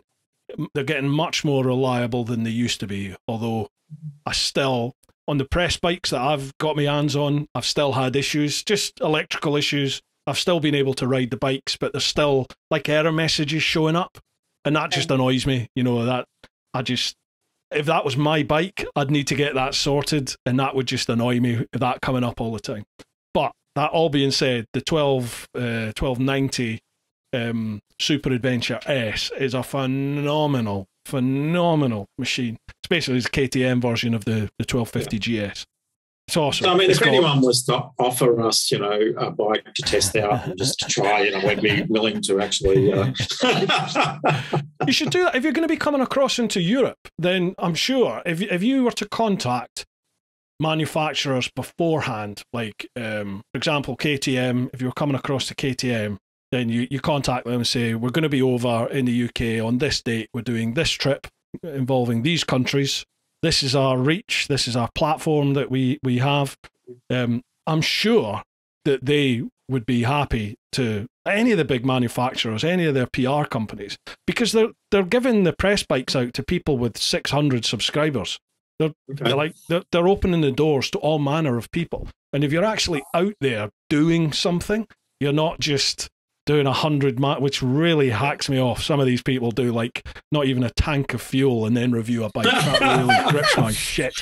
But if you're out there actually using a bike, and you're doing big trips, you're touring two up as well, which is quite unique in the bike review sector, because not many people actually give a review from a pillion's perspective. If I've ever done that with my wife on the back of one of these bikes, it always gets a big thumbs up, because there's not many vids out there that do it. So, I'm sure if you contacted KTM UK, KTM France, Triumph, Europe, any of them, just in advance, I'm sure you could get your hands on one. I think you've planted a seed there. Yeah, I know. Well, I'm planning a wee trip to... I get that. To like Beauty, because she's like, how people say that they're a single person and they don't go out with their couple friends because they feel like the third wheel. But Beauty is our third wheel. She's been part of our adventure since day one, sort of thing. And so you have that sort of sense of disloyalty if you actually don't. I get that. Maybe we just don't tell her. We just leave her sleeping in Ricardo's garage for a bit longer. Yeah. Just have a bit on the side for one trip. You'll be fine. It'll be all right. Because we are coming back next year. We're going to be at the Adventure Bike Rider Festival. Cool. In June, and we're actually speaking at the festival this year. So are you going next year? Sorry, are you going next year? Yeah, I'm going to be there now. I'm not, as far as I'm aware, I'm not doing anything there, but I'll go anyway and do probably do a night there at least. Because this year I couldn't stay. I literally went. I think I did the Friday, so I was just there, gave a talk, saw a few people, and then I had to come home that same evening. So. Yeah, I'll definitely stay over one night. We started our trip. We'll buy you a beer.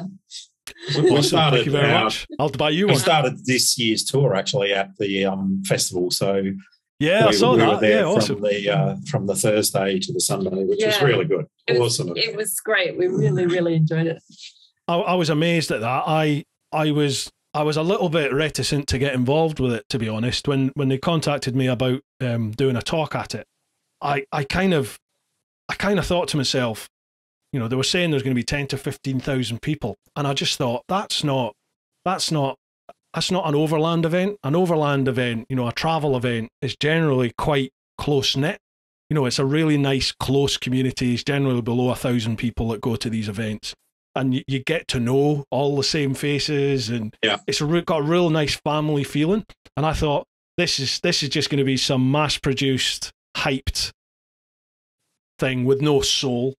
And I was gobsmacked when I got there, and it had the exact same feeling of one of the close little, nice, warm, friendly overland events that I'm used to. Yet 10,000 people were there, and it was such a setup, wasn't it? Brilliant, really impressive. So we got there on the Thursday, and we were given space in the VIP area for setting up our tent and everything and stuff. And we actually set up our tent next to Richie Vita, and I see that. Oh, did you? You've got some. Yeah, it was right next to us. It was great. So we had quite a few chats with Richie. He is such a great guy. Yeah. He's a nice guy, isn't he? Yeah. Salt of the earth. What you see is what you get with Dickie. That's what I really like. He's how he is in the vids is how he is in real life. And there's no BS. Is a good boy. Yeah. Nice. But we're definitely looking forward to coming back to the festival next year because we just loved it. Like they just did such an amazing job of organising it, and like obviously not everything was perfect. It never is with events, but they did a good job. It was just brilliant. Yeah, I'm looking forward to it. Be a good giggle. Right, next one. Are you guys okay for time? We've got 3 more questions. Yeah, we're good. Yeah, right, lovely. Next one, Smoky Gun. How you doing, Rich? You just sent me some beer. Thank you very much for sending the beer. Thank you very much. I've got, folks, please don't, if you're thinking of sending some beer, please don't, because I've got about 8 crates of this out in the garage at the moment. But thank you very much to everyone that has. Hi all, cracking number of miles you've chalked up so far, Bridget and Alan. As you come from Australia, where I understand everyone is so straight talking, what weird things have you seen, heard or experienced when travelling in the UK and Europe that simply wouldn't happen down under? That is a very good question. That is a really good question. I think from an actual bike perspective, just being able to zip up the side of traffic on double white lines or anything goes basically, and we wouldn't be able to do that in Australia because someone would arrest you. Because you're not supposed to do the solid whites in the UK either, but people do, but you're not supposed to. Yeah. So I think rakia. Is that the booze? Yeah. I don't know if you're familiar with rakia, but we discovered that when we got to the Balkans 3 years ago. Rakia is basically moonshine that people make in their own backyards, but it is central to the culture. Like if you go to a restaurant, like some restaurants have got like a whole page on their menu of all different rakias that you can have. So that was a bit of an eye-opener, and we're actually fortunate enough in Serbia, we're staying, again, with a friend that we travelled to see, and she took us over to the neighbours and they were actually making it. So that was really cool to just see that process. We tasted it and it puts hairs on your chest. Absolutely. But the straight talking thing, I'm going to flip that around and say, yes, Australians can be straight talking. But what I found with Europe, when we're having a conversation with someone and English is their second or third or fourth language, we have to really, we have to get rid of all the colloquialisms and the slang and all that and speak very plainly and literally. And the interesting thing about that is you've actually got to think about what you're actually trying to say. So it kind of made, for me anyway, it kind of made me even more straight talking because I had to be very plain and literal in what I was saying. Okay. I don't know. I don't know if that makes sense. You definitely can't use the slang that we use at home, which is, part of our vocabulary. I remember Alan one time was saying something, and it went on for donkey's years, and I could see the person we were talking to trying to think of a donkey and how that fit into the conversation. Yeah. We're guilty of that. We're guilty of that in the UK as well, though, because you see it, like particularly in Spain. In fact, anywhere you go to that has a Brit tourist, you get you get the stereotypical British tourist, like exactly what you just said, using slang terminology and then getting angry at the local because the local person can't understand it. And you're like, hang on a minute. I don't know. I don't think we were surprised by. I mean, I don't know. Everyone's just been really lovely, and I don't think anything's really surprised us. Sorry, I'm trying really hard to answer the question, but it's hard. No, it's fine. He does say, Rich does say, also, Bruce, anything from your time in Australia come to mind as being strange for a travelling biker? I was, bearing in mind this was 2013, I was in Australia, Christmas time, 2013. And I remember, I thought Australia was full of, no nonsense, sort of, the Aussie bloke sort of mentality of, no one's going to tell me what to do. I'll do what I want to do, and boom, that's the way. And I was really taken aback at how heavily governed and policed you are in Australia. And people just, no one seems to bat an eyelid about it. They just, oh yeah, well, that's just the way it is.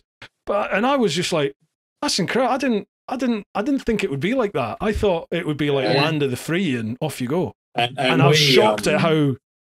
Sorry, go on. We actually struggled with that because I think until you actually travel overseas from Australia, you don't realise just how many rules we have. Yeah. And we have rules for rules. And we have stupid things like wire rope barriers and all that sort of crap. But it wasn't until we came back from 6 months away where you literally have, like, from a motorcyclist perspective, we don't have that culture in Australia where people are brought up from childhood, from when they're babies, being on scooters and everyone riding scooters and zipping in and out and doing everything that's probably illegal in a lot of places, but you can do it and get away with it because it makes traffic flow and everything. So when we got back from our trip in 2019, we did find it difficult to actually adjust back to Australian conditions and the rules that are there and everything. Like we have, a road in Queensland, which is one of our roads that we do in southeast Queensland, that goes for about 60 kilometres and it's all double white line and there's not one overtaking part on it. Mm-hmm. And we've just come back from doing, say, Grossglockner, where every turn has broken white lines and you rely on your common sense to actually overtake safely. And they seem to do that because I didn't see anyone flying off the side of the mountain. But, yeah, it's like a big brother attitude type thing where it's – and like, I don't like to actually bag out Australia and then because we are, a very fortunate country, but we do some weird things when it comes to. And I think too, like the first time as we headed into Eastern Europe, and things seemed to be just kind of more relaxed, and I don't know if they had less rules, but people seem to pay less attention to the rules. It's like common sense rules, though, isn't it? That's what I've found. Yeah. Yeah, yes. And the impression that we got was. These countries are not as well off, but in a lot of ways, the people seem to have more freedom. Mm-hmm. Like they're not sort of so restricted as some other countries, including Australia. Like, in Switzerland, I think, you'd be really careful that you do not go 1 kilometre over the speed limit because you'll get a big fat fine kind of thing. So, it was a real eye-opener to go into Eastern Europe, Turkey, Greece, where they're just way more relaxed about that stuff. And that was one of the things about Turkey. We read beforehand that they're quite heavily handed with their traffic police and fines for, if you're exceeding the 70-kilometre speed limit. But there was not one motorway that we went down or road or anything where the sign went from 100 back to 70 back to 50 or whatever, where their little intersections are that you can turn around and everything. We did not see any people doing the slow down to 70 or the 50 or anything. And the first time we did it, we nearly got hit. And after that, it's like, you just do whatever the traffic is doing. And you quickly learn to realise that when they slow down, you slow down because they know something you don't. There's police, there's police up there. Yeah, for sure. Yeah. But you're right. Yeah. It's the common sense. Oh, the other thing too we noticed was in a lot of countries, in Greece, you were asking about Greece before, and there's a few other countries as well, where in all these twisties and you're in the mountains, there is hardly a single sign, like an arrow sign, to tell you how tight the corner is. Or, you know, you're expected to use your eyeballs and use your common sense to figure out how slow you need to go around these corners. So that was interesting as well. And I think in Australia, we're sort of I think we are coming to the realisation that all these signs and everything, like, you know, that the road goes this way, it goes that way and everything, is actually more of a distraction now because there's so many of them than people actually using what was once common sense and, you know, judging it for themselves. Yeah. It's a different riding experience, that's for sure.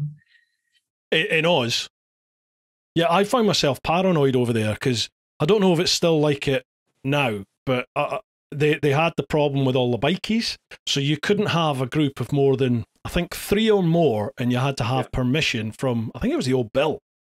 You were supposed to have permission to have a group of more than 3 of you together. But, you know, I had people meeting up with me, and, you know, we went out in groups of 5 or 6. And I remember them saying to me, we might get stopped by the old bill here. But I mean, at the time I was a copper anyway. So they were like, you're going to have to take the lead and you know, try and sweeten the deal sort of thing. And you're right. It was just, they were drilling into me that you cannot speed, and, you know, this place and that place, don't speed. When we get into this bit of road, you should be fine. Keep your eyes open, but you should be all right. And it made me really paranoid. And I found myself like concentrating more on the speedo than on the road ahead. And you're like, well, this can't be right, surely. I should just be reading the road. But And I actually remember that quite well. There is a very notorious copper in out of Brisbane that is known to be extremely over the top with motorcyclists in different areas around Brisbane. And I remember going up to one of our cafes, Mount Glorious. It's a great little run. Beautiful twisties all the way up, twisties all the way down. But it's got a 60-kilometre-hour speed limit the whole way. And I was coming back down, heading back to my house, and I had one of the police coppers behind me, and I was the same. Like, I was concentrating so much on keeping my bike to under 60 kilometres an hour. I wasn't concentrating on the corners at all because I was looking at the speed limit all the time, or the speed all the time. And it just, it defeats the purpose of common sense. So, yeah, it is a bugbear of mine here, because in the UK they're lowering the speed limits everywhere. You know, what used to be a national 60 mile an hour is now generally a 50, and the 50s are now 40s, the 40s are 30s are being dropped to 20s in places, and they still want to lower it even more in some of the like towns and cities. They want to bring it down to, I think, is it 10 miles an hour they want to bring it down to? It's ridiculous. I mean, so we might as well get the red flag out and just walk in front of the bike. It's insane. Yeah, just insane. And then you go to Turkey, and like the new motorway that goes down the Gallipoli Peninsula, or down on towards the Gallipoli Peninsula once across the Bulgarian border, there's a new motorway that goes down there. It's got 140 limit on. Like, it's... We're going to get back to Australia and our 110, 100 kilometre an hour limits, and it's going to feel like you just... Like, we don't do motorways that often, but sometimes you want to do motorways to go, you know, get from point A to point B. And being able to do the 120, 130 is just like, it eats up the kilometres, whereas we get home, massive. You know, the Nullarbor Plain, you know, 3,000 kilometres of road at 100, 110 kilometres an hour. It's just... I'll tell you what, I definitely did not do that speed when I was crossing it. I was on my jigsaw. I was just gone.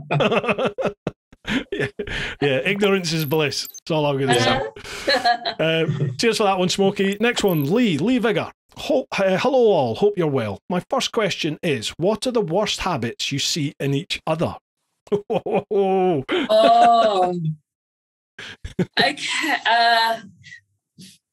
Worst habits.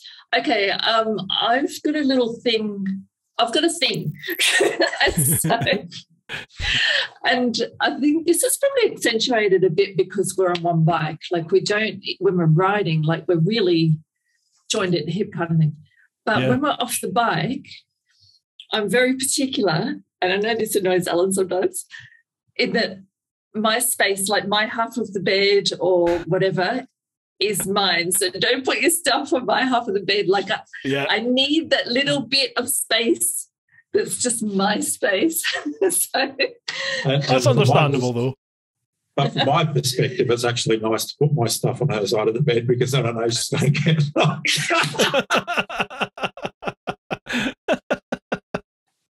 Yeah, that's got to be hard, being on a trip together all the time, but as rider and pillion as well. Because as you said, there is no personal space there, is there, during the day? No. And especially when we're in the tent, because we do camp as well. So we mix up our because we're trying to, we have a budget that we try to stick to that is quite tight. So we do mix up camping, Airbnbs, small hotels. But and particularly in Western Europe because it's more expensive in Western Europe. So like, most times in Western Europe we camp we use campgrounds in our tent and we cook and stuff like that. So that does make it. So I think being organised, like, because there's not too many things that Bridget annoys me with because I think we're correct answer. Both. He did say too many, not too many. Means there is one at least. But I think this is where the whole thing of being disciplined and organised and everything, like, we actually did a webinar just recently about packing and everything, like how do you pack on one bike with the two of you going for 6 months and in all weather conditions and everything, and we took people through that.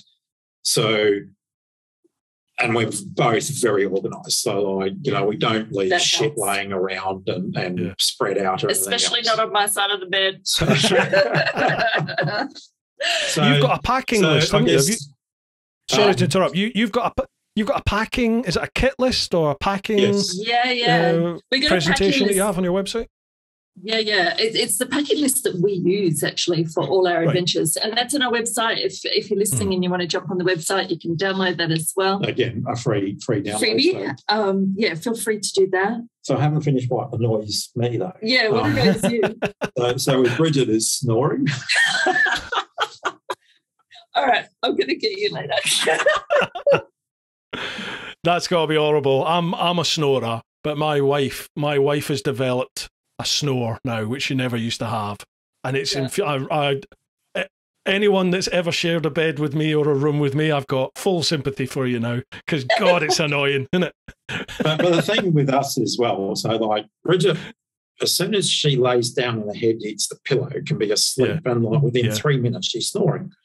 And with me, I'm one that's very difficult to switch off. So I've always got something happening in my head. I'm not sure that's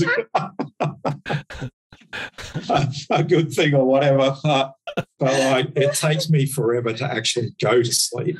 And I can be as tired as anything, but it seems to, as soon as I lay down and my head hits the pillow, it's like, Okay, so I think that's something about yourself that annoys you, though. It's accentuated because you're laying there snoring away, which annoys the hell out of me that she goes to sleep straight away. And then, like, I'll eventually drift off. And once I'm asleep, I'm normally okay. But so I actually use my my earplugs that I use for riding. I put them in my ears to sleep with. So. In all seriousness, before, like, our trip 3 years ago, before we went on that trip, we didn't actually live together. So we went from having two separate homes and seeing each other sort of a few times during the week to 24/7. Wow. And I've got to admit that it took me a little while to adjust to that. I bet. I did have a few meltdown moments, I've got to admit, where I'm just like, this is not working for me. But I think you adjusted pretty quickly. I think you didn't find it that difficult to adjust. But for me, it was it took me a while. But I think now we're kind of in the groove. Actually, no, I think part of the problem as well was that we were treating this 6-month trip 3 years ago, our first huge adventure, we were treating it like it was a Saturday ride every day. And it took us a while to figure out that that's not how you do long-term travel. Yeah, it's life now. Yeah. So we were getting into a new place at 5 or 6 o'clock at night. We were exhausted. We had to put the tent up. We didn't know where we were going to eat that night. It was like so once we figured that out, that made everything a lot easier. But yeah, it did take a little while to adjust. But now that we're in the groove, it's much easier. And we still have our moments where we're not, where we're tired or we're sore or we're hungry and we're not happy and we're like, but, once we get some food in our bellies, we're happy again and it's all good. We've been together 10 years and, it's both second time round for both of us. Relationship-wise. Yeah. So I think your life changes, like, as you get older. Yeah. And,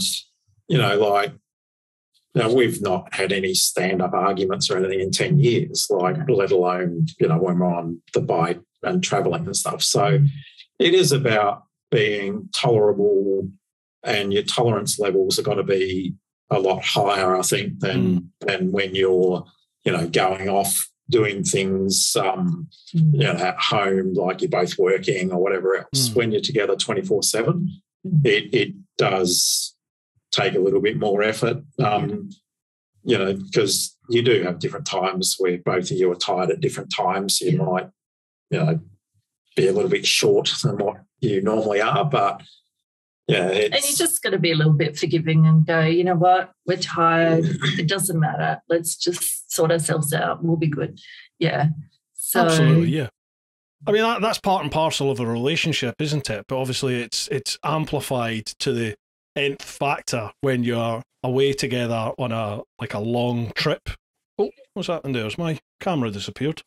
Me again, folks. Just a short one this. We are also sponsored this month by the Influencer Store. If you go to TeapotOne.com, you'll go to the shop, check out any of the merchandise that I have available. That is all handled by the Influencer Store right here in the UK. I've got a quick bit of blurb to read out for them, and that is: the Influencer Store helps you build your brand, big or small, providing you with a solution and apparel. We help you to increase your fan base while supporting you with starting your own influencer clothing line with nothing more than just an idea or design, and there are no hidden costs. For more info, come check us out at theinfluencerstore.co.uk or drop us an email at online@influencerstore.co.uk for more information. Make sure you check them out, folks. Head to TeapotOne.com, head to the shop, and you'll be supporting both the TeapotOne channel and the podcast right here if you buy anything from the merchandise. So a massive thanks in advance to you, and a huge thanks to the Influencer Store. And lastly, folks, I just want to say a massive thank you to you. Thank you very much for listening to the podcast, for watching the vids, for commenting, for liking, for sharing, for following and subscribing. It all is a massive, massive help. We're on a bit of an upturn at the moment. The podcast is gathering momentum. The channel is certainly doing really well. So a huge thanks to everybody who's been involved with that. If you want to go that extra mile, then you can always buy some merch over at TeapotOne.com, or if you really want to get committed, you can join the clan over at patreon.com/TeapotOne. All links for everything are down below, folks. I appreciate any support in any form you can give. All right, then. That's enough with the bag and bowl. Let's get back to the podcast. Right. Sorry about that, folks. We're back. I think my GoPro's overheated, so I'm now using the webcam on the computer. That's why I'm right in your face. And it's so I'm not sure whether that answered the question, but it is one of the things we are talking about next year at the ABR Festival is, surviving with your partner long term on a long term trip, and money and all sorts of things about just being a couple on the road. It has its challenges, definitely. But having said that, God, the adventures we're having are just crazy and outrageous and wonderful. So, yeah, the negatives are very minor compared to the positives, that's for sure. Awesome. Have you ever spoken with Simon and Lisa Thomas to Ride the World? Yeah, we had a chat with them at the ABR Festival. So yeah, and they're briefly. Yeah, they're a great couple. Lovely, lovely couple. I think they have got this whole traveling as a couple thing down pat. Oh yeah. Well, and Lisa goes, she's on her own bike as well. I don't think she was initially, was she? I can't remember if they started off on their own bikes. But yeah, they're definitely on their own bikes now. Two bikes. Right, yeah. So they have that separation, I suppose, at least. Yeah. You know, yeah. Right, Lee has another question. What's the top of your bucket list for both of you? And if you could only choose one, who would win? Bucket lists. I don't want to sound cheesy, but I feel like we've ticked off everything that was on our bucket list. Maybe Nordkap. It was on yours, you've not been up? No, we've gone about a third of the way up the west coast of Norway, but Nordkap's definitely on our list for next year. And it's not so much, but it's not so much because people say once you leave the Lofoten Islands and Lofoten and everything, it's pretty boring actually to finish it off. But it's it's beautiful. It's magical. It is magical. It's just to say that you have been to the most northern point, the Arctic Circle and everything. So, we've been to the most southern point in Australia, down Tasmania to Cockle Bay, which is the most southern point you can drive in Australia before you hit Antarctica. But yeah, and then so that's one that's on the bucket list. I don't think I've got anything specific. My bucket list is just to be able to do what we're doing, which is just brilliant. To go, you know what, we want to have an adventure, and like, where do we want to go, and to actually do it, and not just say what if, and never get there. So I'm not that specific about where we go. Like, I love mountain roads. Like, I'm always talking about the mountains. Where are the mountains? Where are the mountains?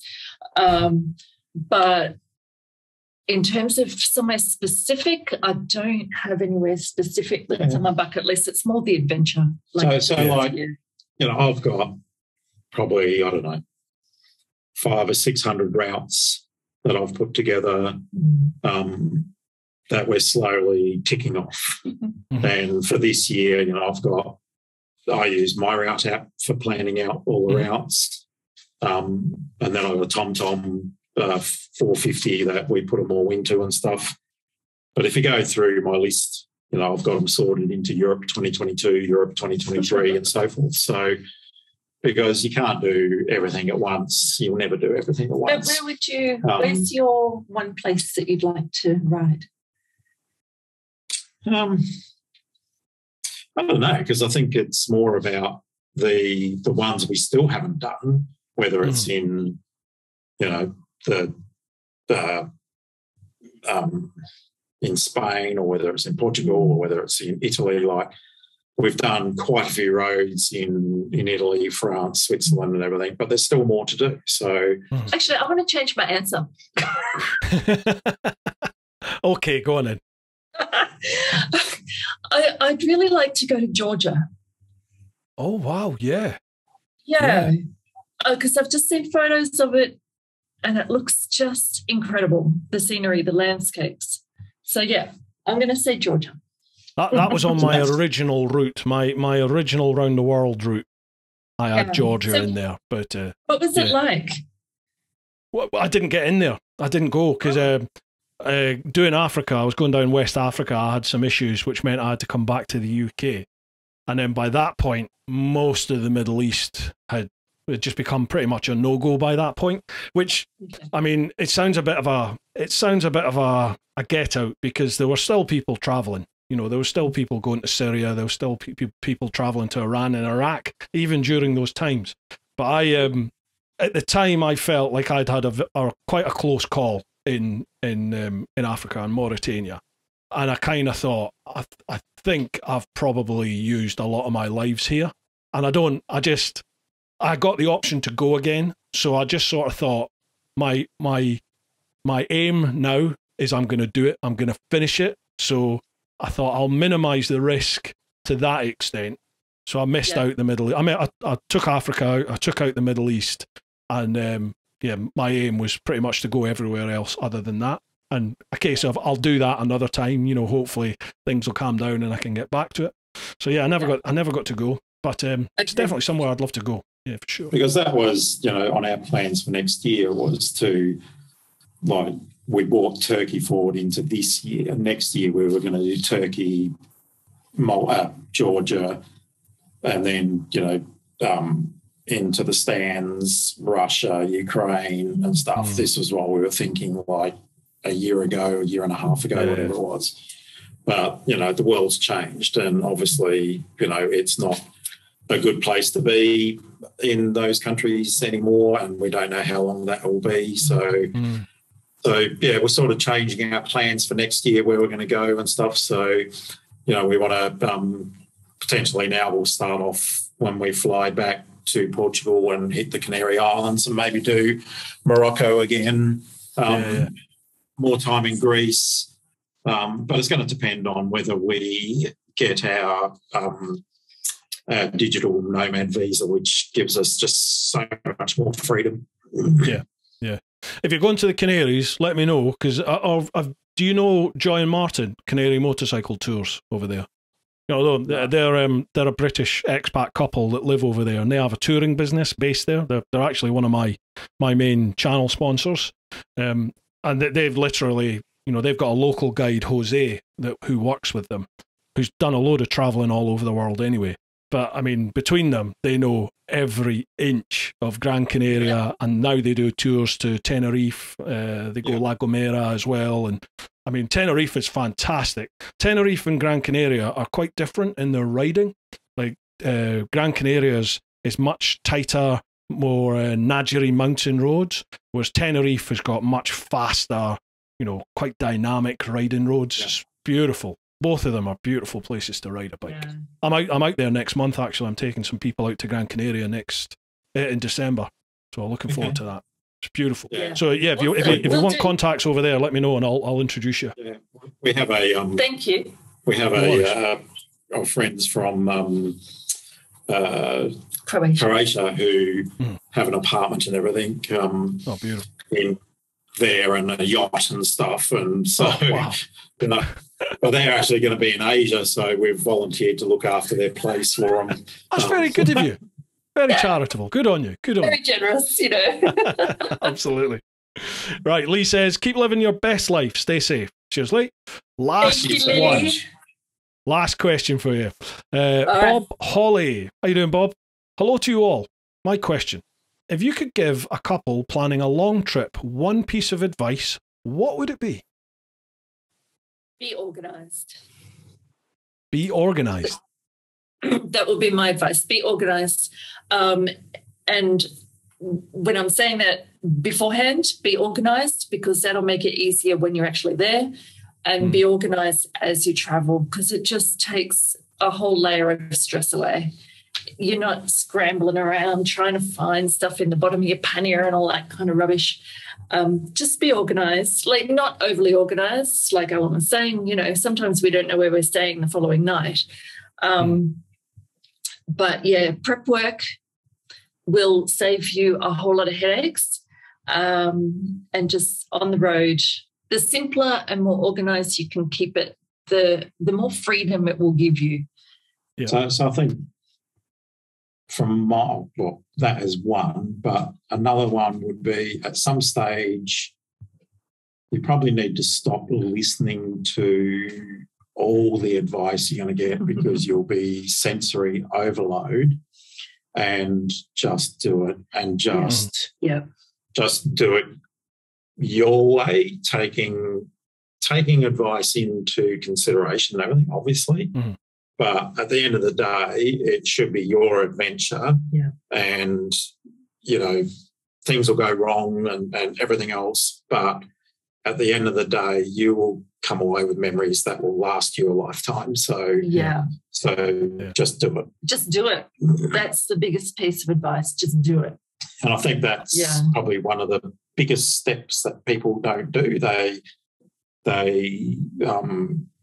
you know, you can always find a reason not to do something, but absolutely, if it's your dream, and, you know, just take the plunge, because, you know, it's not scary, it's not difficult, and if you're a reasonably intelligent person or stuff, that, you know, you'll figure it out and you'll be fine. Yeah, and I'll just jump in here. Like, if they've got any questions, feel free to hit us up. Just send us a message, send us an email. Yeah, we'd be happy to. Yeah, happy to help. I get asked that question all the time, and sometimes I feel a little bit. Sometimes I feel a little bit guilty, because I think I'm maybe a bit frivolous with what I say, because I say exactly that, but I just go, look, just do it, just go for it. But then I think I have the mindset of, you know, passport, credit card, phone, go. That's me. That's the sum total of research. I'll now. I mean, for the world trip, I way over planned everything. There was just no need for that. But I think a lot of that was a little safety blanket for me. You know, it's, I'll do this, I'll do all this work, because that means I don't need to think about the fact that, holy shit, I've got 2 years till I go, a year till I go, oh Christ, I'm going next month. But now I just go, you know, now it's just off we go. But I appreciate, some people aren't like that, are they? You know, some people need to know, okay, what am I going to do if I get a puncture? What am I going to do if I break down? Where am I going to sleep every night of the trip? Where do I get fuel? Whereas once you've been out and you've done these sort of trips, you realise you get fuel everywhere and you'll always find somewhere to sleep. And worst case scenario, if you need to sleep in a field or you've got to sleep in a petrol forecourt, okay, do that for a night. But make sure the next day you've got somewhere sorted. Do you know what I mean? Yeah, but I think it's nice to hear that you're of the similar mentality to that. Just do it, for sure. Yeah. And it absolutely. really is, because, like, for me, I think when I'm old and just sitting around with all my memories, these adventures are going to be the things that I'll look back on and go, I'm so glad I did that. Absolutely. Yeah. Absolutely. And I say to other people when they ask that same question as well, is there's actually never a right time. And, like, you'll never have enough money. You'll think you'll never got, you know, the time is just not right. But at the end of the day, if you continue down that path of saying that I don't have enough money or I don't have enough time, you will never go.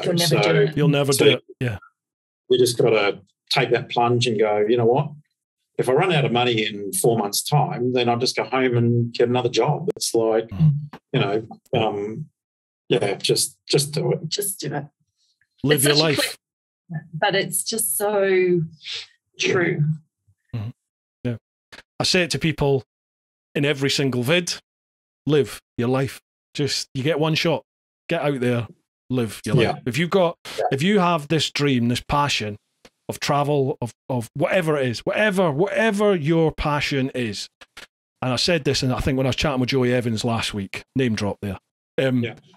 Everyone's got this thing, oh, I'd love to do that. I'd love to do this. I'd love to do it. I'm not talking about that. I'm talking about I need to do this. If you have this passion for something, a trip, a project, whatever it is, if you have to do it, then the only way that's going to happen is if you get going with it. Just make a start.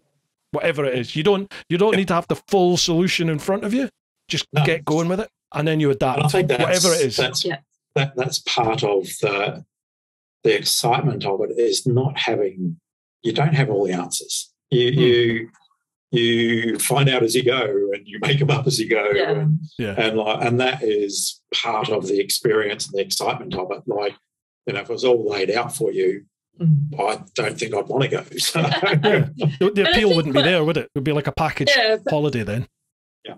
I think what Alan was saying as well is really true. Like, do what you want.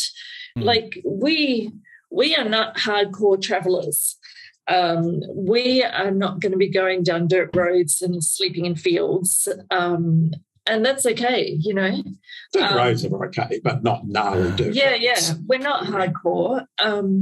For other people, they want to stay in nice, swanky hotels. That's totally fine. That's not us either. That's not what gets us excited.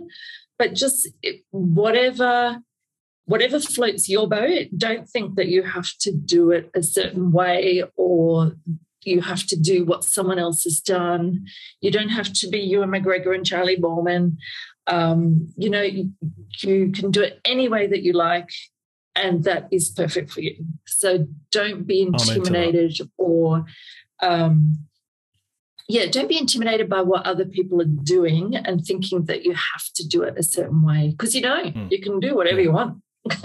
Absolutely. I get people saying that all the time that, oh, you know, I did this trip, but it's nothing like your trip. It wasn't as big as your trip or hardcore. And I'm like, no. Just, it's your trip. That's your trip. So my dog, I don't know if you can hear, my dog has discovered this game where she takes her ball up the stairs out onto the landing here and then throws it over the banisters. She can chase it down the stairs. So she's been doing it for about the last 20 minutes. She's an idiot. Dad, hurry up. Yeah, she is. Awesome. Well, that's worked out. Oh, yeah, absolutely. Yeah, 35 kilograms of idiot, that dog. Well, that's timed quite well because that's us finished all the questions. Guys, please feel free. If there's anything else you'd like to chat about, feel free. If there's anything you want to plug, the website, your socials, I'll pass it over to you. Oh, you're frozen. Hey, so there we go. That was our fault because my data is all used. So God. Oh, sorry about that. Right. Oh, sorry, our fault. Sorry. So it wasn't your issue this time. No problems. Well, I mean, we're just summing up now anyway, so I'll bring everything back together now. Right, folks. Sorry about that. A little bit of a technological gremlin. Bit of a theme to the start of this podcast, wasn't it? However, the guys are back with us. I was just saying that's us finished all the questions. So I keep looking at this camera. I need to look at this camera. That's us finished all the questions. But if there's anything we've not covered that you'd like to chat about now, or if there's any plugs you want to give for websites, socials, new projects, anything like that, feel free. Yeah. So you can find us on the interwebs at throwyourlegover.com.au and on all the socials, Facebook, Instagram, just search for Throw Your Leg Over and you'll find us. It's the blue bike is the logo. Yeah. And just a reminder, I guess, if you want to jump on the website and download the packing list that we use, you can do that. Schengen calculator. And the Schengen calculator, if Schengen's going to be a bit of a challenge for you on one of your adventures, you can download that as well. It's all free.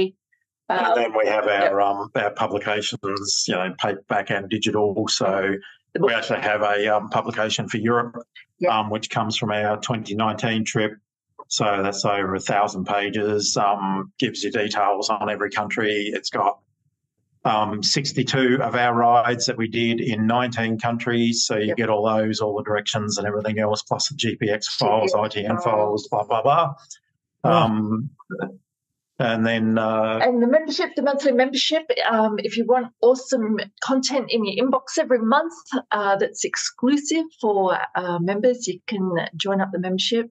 So that's it in a nutshell. This has been really fun. Thank you for having us. Yeah, I've loved it. Really enjoyed it as well. Folks, I will leave all those links down below. So if you listen to the podcast, check out the show notes. If you are watching the vid, then check out the vid description down below and all of the guys' links will be down there. So make sure you give them a like, a follow, subscribe, etc. Yeah, it's been a lot of fun. Thank you so much. Thanks for bearing with me at the start as well. What a nightmare that was. That has been absolutely awesome, Bruce. Thank you so much. Mate, enjoy the rest of your trip. And when you're back over, certainly for the ABR next year, if not before, give me a shout and let's meet up and do it for real in person. That would be awesome. Nice one. All right. Awesome. Safe journeys to you. And you, enjoy yourselves. Right, folks, hope you've enjoyed this one. As we've covered in this podcast and every single one before it, I think you're getting the gist now, aren't you? Get out there, do your thing. So make sure you look after those that you love, get on out there whenever you possibly can, but most importantly, live your life. Woo-ha! Cheers, guys. That was mega.